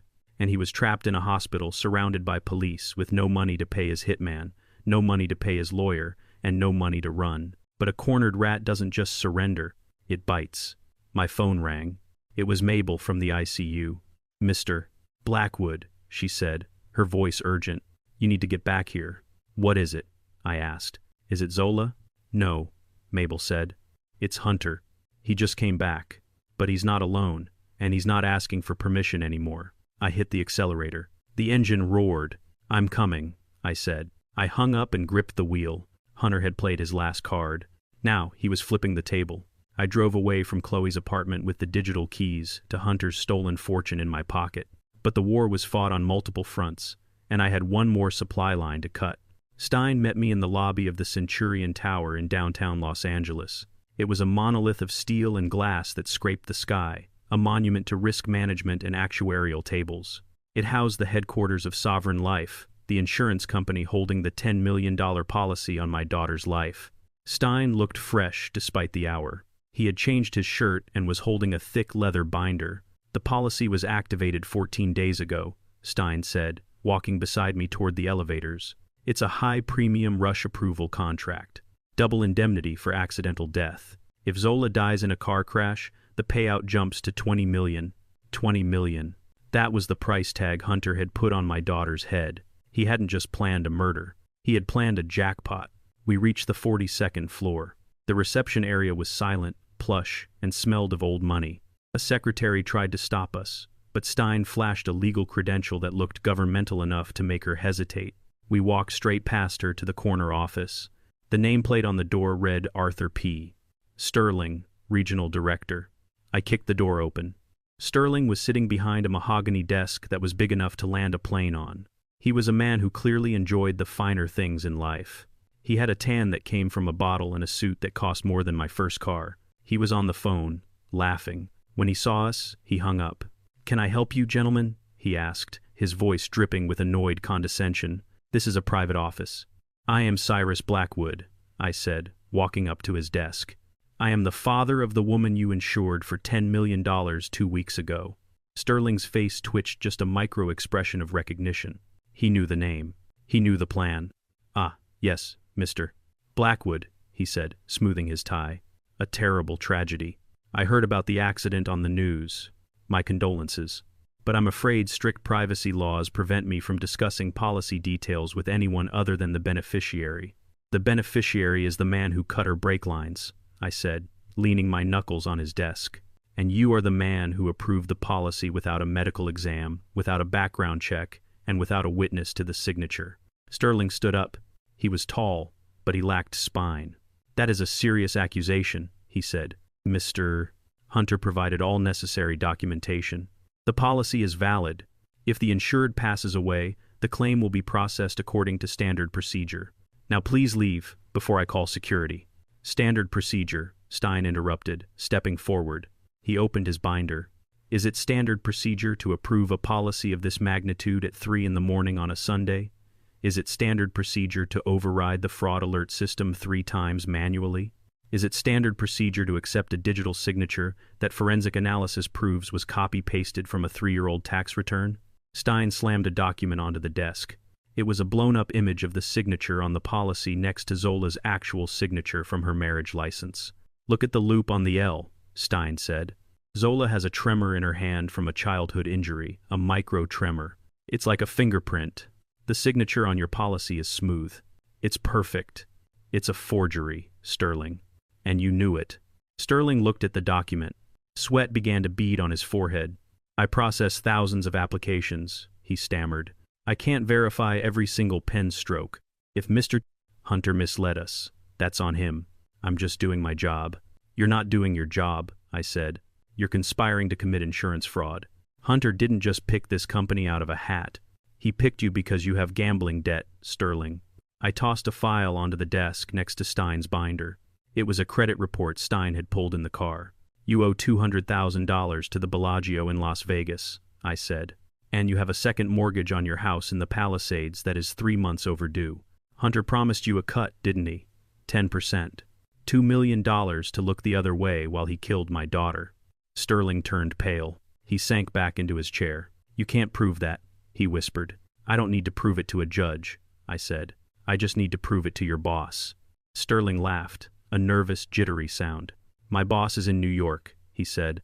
"He doesn't take calls from mechanics." I pulled out my phone. I didn't dial a number. I opened an app. It was the internal shareholder voting app for the Vanguard Group, the massive investment firm that owned the parent company of Sovereign Life. I tapped the screen and turned it toward him. "I am not a mechanic, Sterling," I said. "I am the majority shareholder of the structural steel conglomerate that built this building. I sit on the board of the holding company that signs your paychecks. I have held a controlling interest in Sovereign Life for 15 years. I just never felt the need to visit the branch offices until today." Sterling stared at the screen. He saw my name listed under the executive board. He saw the number of shares. It was a number with a lot of zeros. "Mr. Blackwood," he gasped, his voice barely audible. "I didn't know." "You didn't bother to check," I said. "You saw a man in work boots, and you assumed I was nobody. That's the problem with people like you. You only respect the suit. You don't respect the man." I tapped a button on the screen. "I just sent a priority memo to the CEO," I said. "Your access is revoked effective immediately. Internal audit is on their way up. They're going to go through every policy you've written in the last 10 years. If they find one missing decimal point, you're going to federal prison." Sterling looked at his computer. The screen went black. A red message appeared. "Access denied. Contact administrator." He looked at me with terror in his eyes. "Please," he begged. "I have kids." "Zola is my kid," I roared, slamming my hand on the desk. "And you bet against her life." I turned to Stein. "Void the policy," I said. "Already done," Stein said, closing his binder. The claim is denied due to material misrepresentation and criminal conspiracy. Hunter doesn't get a dime. We walked out of the office. Behind us, I heard Sterling sobbing into his hands. He was finished. He was just another domino falling in Hunter's house of cards. But the king was still standing. I walked out of the building and into the cooling evening air. The sun was setting over Los Angeles, casting long shadows across the pavement. I felt a vibration in my pocket. It was the burner phone, the one I had taken from Hunter's car. I pulled it out. A new message had arrived. It wasn't from the hitman. It wasn't from Chloe. It was from an unsaved number. I opened it. Tick-tock, Hunter. The hospital transfer didn't go through. The Cayman account is locked. You have 24 hours to pay the $2 million plus interest. If I don't see the money by sunset tomorrow, I'm going to peel you like an orange. Don't try to run. We're watching the airport. I stared at the screen. The loan sharks. The dangerous men Hunter owed. They knew. They knew he was broke. They knew he had failed. Hunter was somewhere in this city. Wet, broke, and terrified. He was reading this same message on his main phone right now. He was looking at the sunset and realizing it might be his last. A man in that position has only one option left. He has to get the money. And there was only one source of money left in his world. Zola. He couldn't wait for the insurance. He couldn't wait for the inheritance. He needed cash, and he needed it now. He was going to try something desperate, something violent. I put the phone away. I looked at Stein. He's cornered, I said. Stein nodded. He knows he's a dead man walking. He's going back to the hospital, I said, realizing the horror of it. He's going to try to leverage her. He's going to take a hostage. Get the car, Stein. We have to beat him there. We ran to the car. The final act was about to begin. And this time, it wasn't going to be fought with lawyers and bank transfers. It was going to be fought with blood. I sped back toward the hospital, my knuckles white on the steering wheel. Stein was in the passenger seat, tracking the police scanner on his tablet. The radio chatter was frantic. Reports were coming in of a disturbance at St. Jude Medical Center. An armed man. A hostage situation in the lobby. Hunter. He had snapped. The pressure, the debt, the humiliation, it had all coalesced into a singular suicidal impulse. He had realized he couldn't win the game, so he had decided to burn the board. Stein looked up from the tablet, his face pale in the dashboard lights. He bought a gun, Stein said, an illegal 9mm from a dealer in Skid Row. The dealer got spooked and tipped off a CI. Hunter is heading for the 3rd floor. He's looking for Zola. He thinks he can ransom her, I said, weaving through traffic. He thinks if he threatens her life, I'll unlock the trust. He doesn't understand. He still thinks this is about money. It's about survival for him, Stein said. He has the cartel on his back. He'd rather face the SWAT team than the loan sharks. We screeched into the hospital entrance. It was a scene of orchestrated chaos. Police cruisers were parked at angles blocking the driveway. Officers in tactical gear were taking positions behind cars. Blue and red lights strobed against the glass facade of the building, painting everything in the colors of emergency. I jumped out of the car before it fully stopped. Stein followed, struggling to keep up. A police sergeant stopped us at the perimeter tape. "Back off!" the sergeant shouted, his hand on his holster. "This is an active shooter situation. No civilians." "I am the father of the hostage," I roared, pushing against the tape. "My daughter is on the 3rd floor, and the man with the gun is her husband." The sergeant hesitated. He looked at my face, then at the determined set of my jaw. He lowered his hand slightly. "Mr. Duller." "Blackwood?" he asked. "We've been trying to reach you." "Where is he?" I demanded. "He's in the West Wing," the sergeant said, pointing up at the building. "He bypassed the lobby security. He took a nurse hostage at gunpoint. He's barricaded in room 304. He's demanding $5 million in cryptocurrency and a helicopter. Room 304. Zola's room. He was in there with her. He was in there with my defenseless daughter and a gun. The image made my blood boil. It made me want to tear the building down brick by brick. "I need to go in there," I said. "Absolutely not," the sergeant said. "We have negotiators on the phone. We have snipers on the roof. We're handling this." "You're handling a desperate man with a standard playbook," I said, stepping closer. "Hunter doesn't care about helicopters. He doesn't care about negotiators. He's on a deadline. He has debt collectors waiting to skin him alive. If he doesn't get that money in the next hour, he's dead anyway. He has nothing to lose." I pulled out my phone. I showed the sergeant the text message on the burner phone, the death threat from the loan shark. Look at this, I said. This is his reality. He's terrified. And terrified men make mistakes. Terrified men pull triggers because their hands are shaking. The sergeant read the text. His eyes widened. This changes things, he muttered. He isn't looking for a getaway. He's looking for a payout. Let me talk to him, I said. I know which buttons to push. I know where the bodies are buried. I can end this without a bullet being fired. The sergeant shook his head. It's too dangerous. He's armed and unstable. He's a coward, I spat. He bought a gun because he's weak. He took a hostage because he's weak. He won't shoot me. He needs me. I'm the only one who can give him the money. I looked up at the window of room 304. The blinds were drawn, but I could see a shadow moving. If you send in the SWAT team, he'll panic, I said, my voice dropping to a desperate plea. He'll shoot her just to spite me. Please let me go in. Let me save my daughter. The sergeant looked at me. He saw a father who had flown across the country in dirty work clothes to protect his child. He saw a man who had dismantled a financial empire in 12 hours. He saw resolve. He tapped his earpiece. Command, this is Sergeant Miller. I have the father here. He has intel on the suspect's motive. He's requesting to approach as primary negotiator. There was a pause. Static crackled in the air. Copy that, Sergeant. Send him in, but put a vest on him and tell him if he crosses the line of fire, he's on his own. Miller nodded to me. You heard the man. Vest up. You have 10 minutes to talk him down. If we hear a shot, we breach. I didn't bother with the vest. It would just slow me down. It would make me look like a cop. I needed to look like a father. I needed to look like the man Hunter hated. I don't need it, I said, ducking under the tape. I walked toward the hospital entrance. The automatic doors were locked open. The lobby was empty, abandoned in the evacuation. Coffee cups sat half full on tables. Magazines lay scattered on the floor. It was a ghost town. I walked to the elevator. I pressed the button. It didn't come.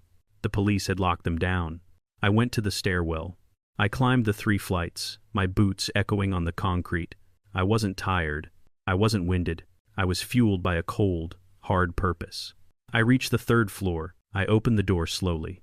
The hallway was dark. The emergency lights cast long, eerie shadows. At the end of the hall, outside room 304, a food cart had been overturned to form a barricade. Hunter, I called out. My voice echoed in the silence. It's Cyrus. I'm coming down the hall. There was a shout from inside the room. Stay back! I'll shoot her! I swear to God I'll shoot her! I kept walking. I walked slowly. My hands raised, palms open. I wanted him to see I was unarmed. I wanted him to see I wasn't afraid. I'm alone, Hunter, I said. Just you and me. No cops, no tricks, just family. Family? Hunter screamed, his voice cracking with hysteria. You destroyed my life. You ruined everything. I stopped 10 feet from the door. I could see into the room through the gap in the blinds. Hunter was standing by the bed. He was holding a gun to the head of a terrified nurse who was kneeling on the floor, but his eyes were fixed on the door. His eyes were wild. I didn't ruin anything, Hunter, I said calmly. I just revealed the truth. But we can fix this. We can make a deal. A deal? Hunter laughed, a sound that was closer to a sob. What kind of deal? You froze my accounts. You turned my wife against me. I can unfreeze them, I lied. I can make a transfer. I can give you the money you need to pay off your debts. I can give you a head start. Hunter hesitated. The gun wavered slightly. Greed was warring with fear in his brain. 5 million, he shouted. In Bitcoin, right now. I can do that, I said. But you have to let the nurse go, and you have to step away from Zola. I took another step forward. Doneker pressed the gun harder against the nurse's temple. She whimpered. I'm right here, Hunter, I said. I'm the one with the money. I'm the one you want. Look at me. He looked at me. He looked at the man he had dismissed as a nobody. And for the first time, he realized that the nobody was the only thing standing between him and the abyss. You think you're so smart, Hunter spat. You think you can manipulate me, but I have the gun. I have the power now. You have a piece of metal, I said. I have the codes. I have the future. I reached into my pocket slowly. Hunter flinched. Just my phone, Hunter, I said. I'm going to make the transfer, but I need to see Zola. I need to know she's okay. Hunter stepped back, dragging the nurse with him. He moved away from the bed, giving me a clear view of my daughter. Zola was awake. Her eyes were open. She was watching him. She was watching the gun. She wasn't crying anymore. She was angry. "She's fine," Hunter said. "See? She's watching the show. Now transfer the money." I looked at Zola. I gave her a nearly imperceptible nod. I looked back at Hunter. "I'm doing it now," I said, tapping on my phone screen. "But Hunter, there's one thing you should know about that gun." "What?" Hunter asked, distracted by the prospect of salvation. "I bought the gun dealer," I said. It was a lie, a calculated, desperate lie. But in the high-stakes poker game of life and death, sometimes a bluff is all you have. Hunter looked at the gun in his hand. He looked at me. Doubt flickered in his eyes. And in that moment of doubt, I made my move. I stepped across the threshold of room 304, and the heavy door clicked shut behind me, sealing us inside a vacuum of recycled air and impending death. The silence of the hallway was replaced by the high-pitched whine of medical machinery and the ragged, terrified breathing of the man holding a gun to my daughter's head. Hunter stood by the head of the bed. His wet suit was drying in stiff, salt-stained patches, and his hair was a wild mess that framed a face contorted by panic and exhaustion. The 9mm pistol in his hand was trembling. He had the barrel pressed against Zola's temple, right over the bandage that covered her surgical scars. Zola lay frozen. Her eyes were wide, fixed on me. I saw fear there. Yes, but I also saw a burning question. She was asking me if I could save her. She was asking me if her father, the man who could fix anything, could fix this. I kept my hands visible, palms open at shoulder height. I took a slow, deliberate step into the room. "I'm here, Hunter," I said, my voice calm and low. "Just like you asked. No cops, no tricks. Just us." Hunter laughed, a jagged sound that scraped against the walls. "Just us," he mocked. "That's the problem, isn't it, Cyrus? It's always been just us. You, me, and her, and you always made sure I knew who was the outsider." He pressed the gun harder against Zola's head. She winced, and a fresh tear slid down her cheek. "You think I didn't see it?" Hunter spat. "You think I didn't see the way you looked at me at the wedding? You stood there in your cheap rental tux, looking at me like I was the help, like I was some street trash lucky enough to marry your princess." "I didn't look at you like you were trash, Hunter," I said, keeping my eyes locked on his. "I looked at you like a man who hadn't earned his place. And I was right. You were jealous," Hunter screamed. "You hated that a white boy from the valley was going to inherit your black empire. You hated that Zola chose me. You hated that she listened to me." "I pitied you," I corrected him. "I saw a boy who thought the world owed him a living because of the color of his skin and the zip code he was born in. I saw a man who thought ambition was a substitute for work." Hunter's face turned a violent shade of red. The vein in his neck bulged. "I worked," he insisted. "I had ideas. I had vision. But you cut me off. You whispered in her ear. You told her to keep the accounts separate. You made me beg for every dime. Do you know what that feels like, Cyrus? Do you know what it feels like to ask your wife for an allowance like a child, while her father sits on millions he doesn't even spend?" I took another step. I was 10 feet away now. "I know what it feels like to starve, Hunter," I said. "I know what it feels like to work double shifts in a steel mill to pay for tuition. I know what it feels like to build something from the dirt up so my daughter would never have to beg anyone for anything." "You didn't want a partner," I continued. "You wanted a sponsor. I didn't want a sponsor. I wanted respect," Hunter yelled.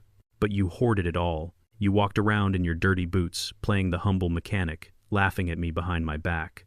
You let me drown in debt while you could have written a check that would have solved everything." I stopped. I looked at the gun. It was a cheap piece of hardware, scuffed and poorly maintained. It looked like it had been passed around the street a dozen times before it landed in his sweating palm. "I didn't let you drown," I said. "You jumped in the water yourself. You gambled it away. You spent it on cars you couldn't drive and women who didn't love you. And when the bill came due, you decided to trade my daughter's life for your freedom." Hunter looked down at Zola. His expression wavered for a second, shifting from rage to something pathetic. "She was supposed to die," he whispered. "It would have been clean. I would have been the grieving widower. I would have honored her memory. I would have built something great with the money. I would have proved you wrong. You would have spent it in a year," I said. "And then you would have found someone else to bleed dry." Hunter's eyes snapped back to me. The pity was gone. The killer was back. "It doesn't matter now," he said. "The police are outside. My life is over. But I still have one card to play." He moved his finger to the trigger. "I want the transfer, Cyrus.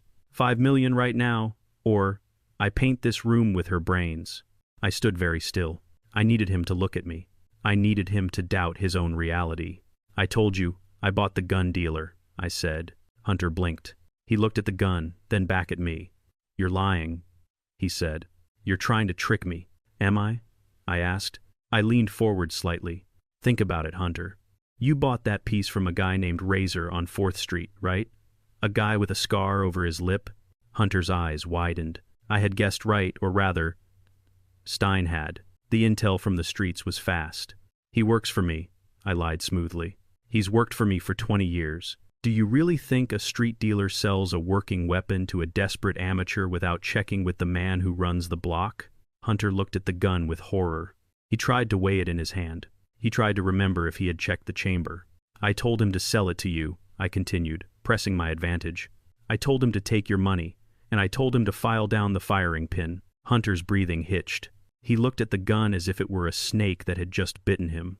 That's impossible, he stammered. I loaded it myself. I saw the bullets. Bullets are real, I said. The mechanism is dead. You're holding a paperweight, Hunter. A useless piece of metal just like you. I took a step closer. 7 feet. Go ahead, I challenged him. Pull the trigger. See what happens. Hunter was shaking violently now. The doubt was eating him alive. He was a man who had lived his whole life on lies, and now he couldn't tell the difference between a lie and the truth.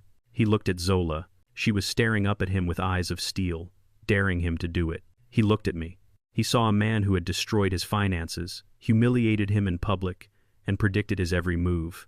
He believed I was capable of anything. He believed I was omnipotent. You are the devil, he whispered. I am a father, I said, and I am taking my daughter back. I reached out my hand. Give it to me, Hunter. It's over. Hunter looked at my hand. He looked at the gun. He looked at the door where the police were waiting. He realized he had no exit. He had no money. He had no leverage. But he had hate. A deep, burning hate for the man who had exposed him. He realized that if he couldn't have the money, and if he couldn't have his freedom, he could at least have the satisfaction of erasing the source of his humiliation. He smiled. It was a broken, twisted smile. If the pin is filed down, he said, his voice trembling with a sudden dark clarity, then you won't mind if I test it on you. He moved fast, faster than I expected. He swung the gun away from Zola's head. He extended his arm. He pointed the barrel directly at the center of my chest. I saw the black hole of the muzzle. I saw the tension in his finger. I realized in that split second that I had pushed him too far. I had backed the rat into a corner and left him no choice but to bite. I didn't have time to duck. I didn't have time to close the distance. Hunter didn't hesitate. He didn't speechify. He didn't wait for a reaction. He squeezed the trigger. I watched his knuckle turn white. I watched the hammer fly back, and I braced myself for the end. The hammer snapped forward. Click. The sound was smaller than a heartbeat, but it echoed in the room like a thunderclap. There was no explosion. There was no flash of muzzle fire. There was no bullet tearing through my chest. Just the dry mechanical failure of a cheap weapon that had been neglected in a street dealer's pocket for too long. Hunter stared at the gun in his hand. His eyes bulged. For a split second he looked like a child whose favorite toy had just broken. He tried to pull the trigger again. He tried to rack the slide with his sweaty, trembling hands.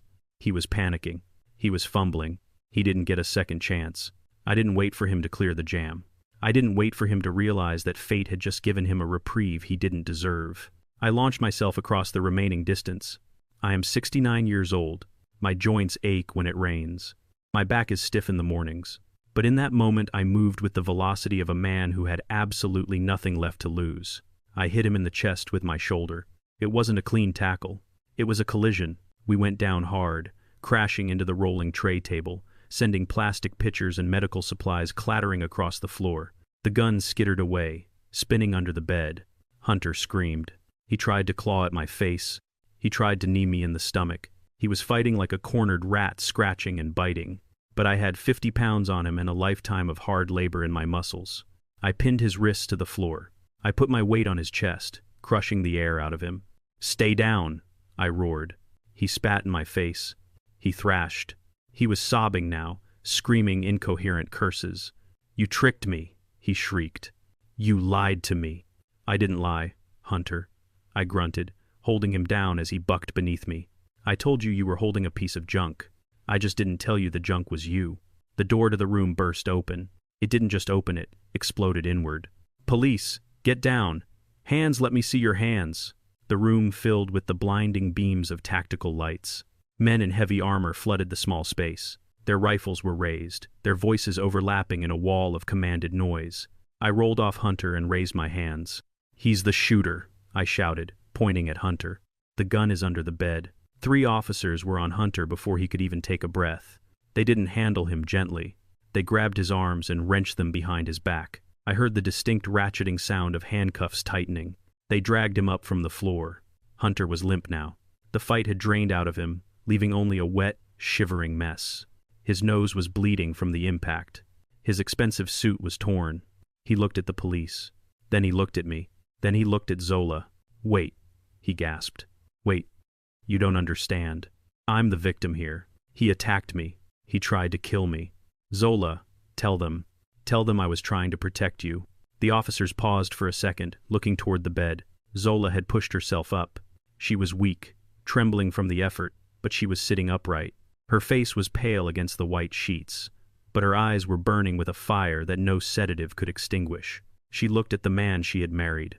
She looked at the man who had promised to cherish her in sickness and in health. She reached for her left hand. Her fingers were shaking as she gripped the diamond ring on her finger. It was a big ring, a flashy ring. Hunter had picked it out. He had paid for it with her credit card. He had insisted on it because he wanted everyone to know how successful he was. She pulled it off. It resisted for a moment, as if the metal itself knew that the bond was breaking. Then it slid free. Zola didn't speak. She didn't have the breath for a speech. She didn't need one. She threw the ring. It sailed through the air, catching the light of the tactical flashlights. It hit Hunter square in the chest, bouncing off his sternum with a dull ping before clattering to the floor. Hunter stared at the ring lying on the linoleum. It was just a piece of carbon and metal now. It was worthless. You're fired, Zola rasped. Her voice was raw from the intubation tube, a dry croak that sounded like Judgment Day. The police began to drag him toward the door. Hunter realized it was over. He realized there was no more negotiating. There was no more charm.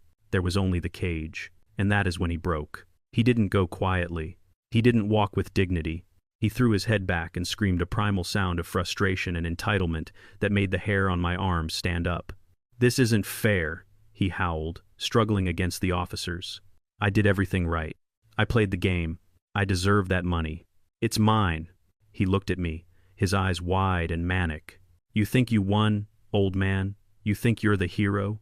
You're just a hoarder. You sat on a pile of gold while I starved. You made me do this. This is your fault. You forced my hand. Keep walking, the officer said, shoving him forward. No, Hunter screamed, twisting his head to look back at us one last time. Society did this. The system did this. You can't blame a man for trying to survive. I'm talented. I'm a visionary.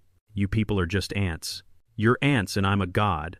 His voice faded as they dragged him down the hallway. I could still hear him screaming about his rights, about his potential, about the injustice of the universe. He blamed everyone. He blamed the gun. He blamed the bank. He blamed the weather. He blamed me. He would never blame himself. To the very end, he was the hero of his own twisted tragedy. The room went quiet. The remaining officers lowered their weapons. A paramedic rushed in to check on Zola. I stood there in the center of the room. My chest was heaving. My hands were shaking. The adrenaline that had fueled me for the last 24 hours was evaporating, leaving behind a crushing weight of exhaustion. I looked at Zola. She was slumped back against the pillows. Her eyes closed, tears leaking from the corners. The nurse was checking her vitals, adjusting her IV. She was safe. She was alive. The wolf was gone. I took a step toward her, and my legs simply refused to work. My knees buckled. I didn't fall hard. It was a slow, controlled collapse. I sank down until I was sitting on the floor, my back against the foot of the bed. Sir, one of the officers asked, stepping forward, are you hit? Do you need a medic? I waved him off. I'm fine, I wheezed. Just tired. I rested my head against the mattress. I looked at my boots. They were scuffed and dirty. There was a rip in my pants from the fight at the junkyard. My jacket smelled of seawater and sweat. I was a mess. I was an old man who had flown across the country, fought thugs, hacked bank accounts, and tackled a gunman. I felt every single one of my 69 years pressing down on me. But as I sat there on the cold hospital floor, listening to the steady, reassuring beep of my daughter's heart monitor, I felt something else. My lips twitched. The corners of my mouth turned up. I started to laugh. It wasn't a loud laugh. It was a soft, wheezing chuckle that shook my shoulders. It was the laughter of relief. It was the laughter of a man who had walked into hell and walked back out with the only thing that mattered. They had underestimated me. Hunter, Sterling, the thugs they had all looked at the gray hair and the work clothes and seen a victim. They didn't know. They didn't know that you don't mess with a father. They didn't know that you don't come between a man and his blood. "Dad," Zola whispered from above me. I looked up. She was looking down at me over the edge of the bed. Her hand was hanging down, reaching for me. I took it. "We got him, Dad," she said. I squeezed her hand. "We got him, baby girl," I said. "We got him good." I closed my eyes for a moment, letting the darkness take the edge off the pain. There would be lawyers tomorrow. There would be depositions. There would be trials. There would be the long, hard road of rebuilding her life and her trust. But that was tomorrow. Tonight, the bad man was in chains. Tonight, the accounts were secure. Tonight, my daughter was breathing. And tonight, the mechanic from Chicago was the richest man in the world, not because of the money in the bank, but because he had kept his promise. I sat there on the floor holding her hand, and I smiled until I fell asleep. 6 months is a long time to wait for gravity to do its work. But when the day of the trial finally arrived, the weight of the evidence was ready to crush Hunter into dust. The Los Angeles Superior Court was packed. Reporters lined the back benches, hungry for the conclusion of the case they had dubbed the yacht murder plot. They wanted a show. I was there to give them a funeral. I sat in the front row behind the prosecution table. I was wearing a suit today. It was dark blue, tailored, and expensive. I had bought it not to impress the judge, but to show respect for the law. Beside me sat Zola. She was still in a wheelchair, her leg braced in a fixator, but her back was straight and her eyes were dry. She wore a white dress. It was the color of mourning in some cultures, but today it looked like the color of a blank slate. She was ready to write a new chapter, but first we had to close the book on the old one. The side door opened, and the bailiffs brought Hunter in. He had changed, or rather, he had crafted a new disguise. The arrogant playboy in the linen suit was gone. In his place was a man who looked like he had been sleeping under a bridge for a decade. His hair was long and matted. He had grown a patchy beard that hid his jawline. He walked with a shuffle, his head bowed, his shoulders slumped. He wore an orange jumpsuit that hung off his frame like a shroud. He was mumbling to himself, twitching his fingers. It was a performance, a desperate last-ditch attempt to cheat the hangman. His new lawyer was a public defender named Ms. Klein. She looked exhausted before the opening statements even began. She stood up and addressed the jury. "Ladies and gentlemen," she began, her voice soft and apologetic. "My client does not deny the physical actions that took place, but we will prove that he was not in control of his faculties. He was suffering from a severe psychotic break induced by extreme financial stress and undiagnosed bipolar disorder. He did not know right from wrong. He was a man lost in a delusion." Hunter rocked back and forth in his chair, staring at the table. He let out a low moan. It was good acting. If I didn't know better, I might have felt a pang of pity. But I knew better. I knew what lay beneath the act. The trial dragged on for 3 days. The defense brought in paid experts who used big words to explain away evil. They talked about dissociative fugue states. They talked about the pressure of marrying into wealth. They tried to paint Hunter as a victim of his own ambition, a tragic figure who had snapped under the weight of expectations. Hunter played his part perfectly. He cried on cue. He claimed he didn't remember buying the gun. He claimed he didn't remember cutting the brake lines. He said he blacked out and woke up in a jail cell. It was a compelling narrative. I saw some of the jurors nodding. I saw doubt creeping into their eyes. They looked at the broken man in the orange jumpsuit, and they struggled to see the monster. Then it was the prosecution's turn to cross-examine.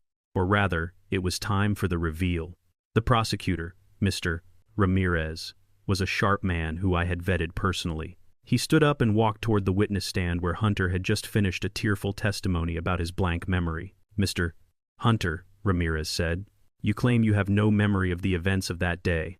You claim you were in a fugue state from the moment you left the hospital until you were arrested. Is that correct?"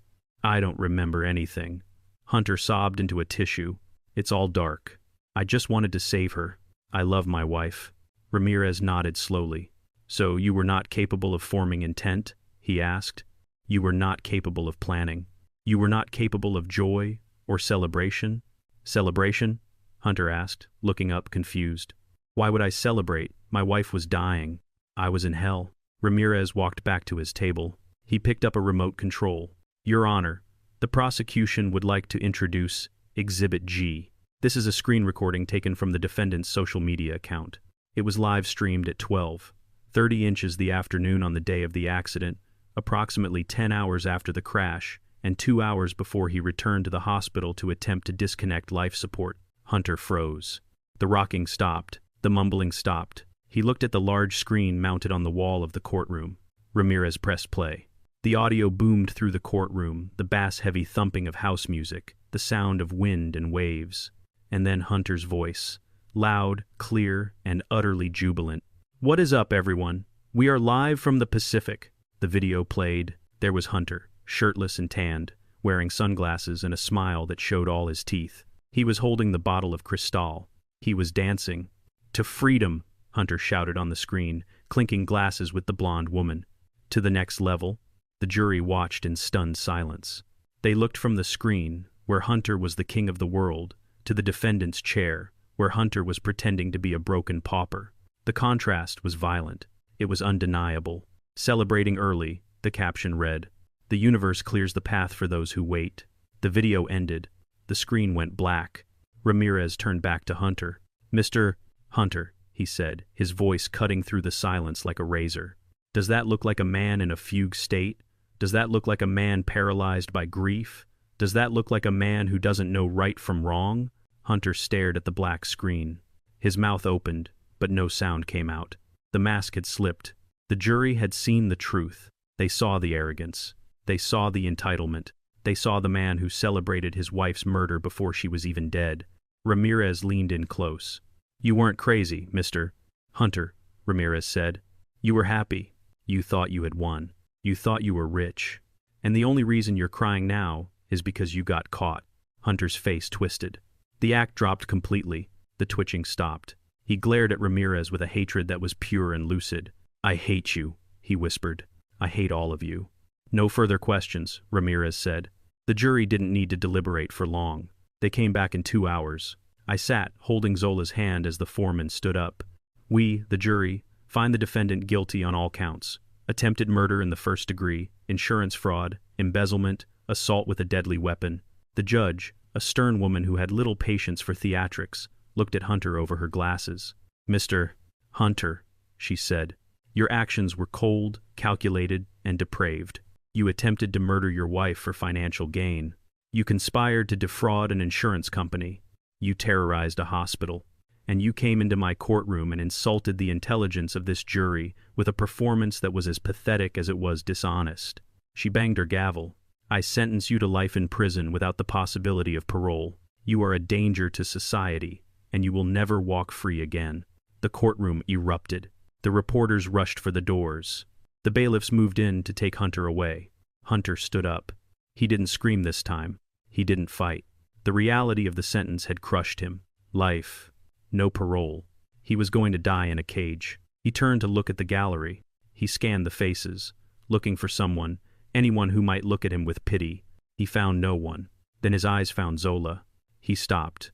The bailiffs tugged at his arms, but he planted his feet. He looked at his wife. He looked at the woman he had tried to kill. "Zola," he said, his voice hollow. "Zola, please." Zola looked at him. She didn't look away. She didn't flinch. She looked him up and down, taking in the orange jumpsuit, the handcuffs, the ruined life. She saw the man she had loved. She saw the man who had betrayed her, and she realized that he was already a ghost. He was a memory of a mistake she would never make again. She didn't say a word. She didn't give him the satisfaction of her anger or her tears. She simply turned her wheelchair around. She put her back to him. "Let's go, Dad," she said to me. I stood up. I placed my hand on the handles of her chair. I looked at Hunter one last time. "Goodbye, Hunter," I said. I pushed my daughter up the aisle toward the exit. We moved through the crowd, through the noise, toward the sunlight streaming in through the open doors. Behind us I heard the clanking of chains as they dragged him away. I heard the heavy door of the holding cell slam shut. It was a sound of finality. It was the sound of the past being locked away forever. We rolled out into the Los Angeles afternoon. The air was warm. The sky was blue. It was a beautiful day. Zola took a deep breath, filling her lungs with freedom. "What now?" she asked, looking up at me. "Now," I said, smiling, "we build something new." I opened the door of the car for her.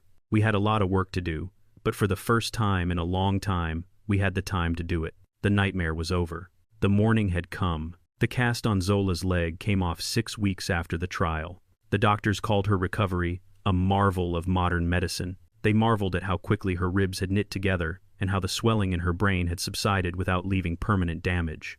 They signed her release papers with smiles and shook my hand and told me I was a lucky man. But doctors only treat the body. They do not have a prescription for the soul. Physically, my daughter was whole. Mentally, she was shattered. She moved into the guest room of the quiet house I had bought in the Hollywood Hills, a fortress of glass and stone overlooking the city that had almost consumed her. For weeks, she barely spoke. She sat by the window, watching the smog settle over Los Angeles, her eyes empty and distant. She wasn't looking at the view. She was looking inward, replaying every lie Hunter had ever told her, dissecting every moment of the last 5 years, looking for the signs she had missed. She was drowning in guilt. She felt stupid. She felt like a fool for loving a monster. She felt like she had betrayed me by letting him into our lives. I watched her fade. I watched the brilliant architect who could visualize skyscrapers lose the ability to imagine a tomorrow. I brought her food she didn't eat. I bought her books she didn't read. I realized that saving her life in the hospital was only the first step. Now I had to save her from herself. One Tuesday morning, I didn't bring her breakfast in bed. I walked into her room carrying a pair of steel-toed boots and a hard hat. "Get dressed," I said. "We're going to work." Zola looked at me, confused. "Dad, I can't work. I don't have a firm anymore. Hunter destroyed my reputation." "I didn't ask for excuses," I said, tossing the boots onto the bed. "I asked for you to get dressed." I drove her out to the port of Los Angeles. We took my old pickup truck, the one that smelled of diesel and sawdust. I didn't take the highway. I took the side streets, driving through the industrial zones, where the air tasted like metal, and the noise of industry was a constant hum. We pulled up to the base of a massive suspension bridge. It was a titan of steel and concrete spanning the channel, connecting the city to the sea. It was ugly to some people. To me, it was poetry. We got out of the truck. The wind was whipping off the water, carrying the scent of salt and tar. I led her to the base of the massive concrete pylon that anchored the bridge to the earth. "Look at this," I said, patting the rough gray surface. Zola wrapped her arms around herself, shivering in the wind. "It's a bridge, Dad." "I know. I'm an architect. I poured this concrete in 1982, I said. "I was a foreman then. We had a deadline that was impossible. We had a budget that was a joke. We had an earthquake 2 weeks into the pour that cracked the mold. Everyone said we should scrap it. Everyone said the ground was unstable." I looked up at the cables stretching hundreds of feet into the air, holding the weight of thousands of cars. "But we didn't scrap it," I said. "We dug deeper. We went down until we hit bedrock. We poured more steel into the core than the plans called for. We built a foundation that could survive the apocalypse." I turned to Zola. "Hunter was just a bad renovation, Zola," I said. "He was cheap paint. He was a cracked window. He was termites in the walls. He came in and he made a mess and he tried to burn the house down." I took her shoulders in my hands, forcing her to look at me. "But he didn't touch the foundation. You are the foundation. You are a Blackwood. We are built on bedrock. We are built on steel. A house can burn down, Zola. You can lose the roof.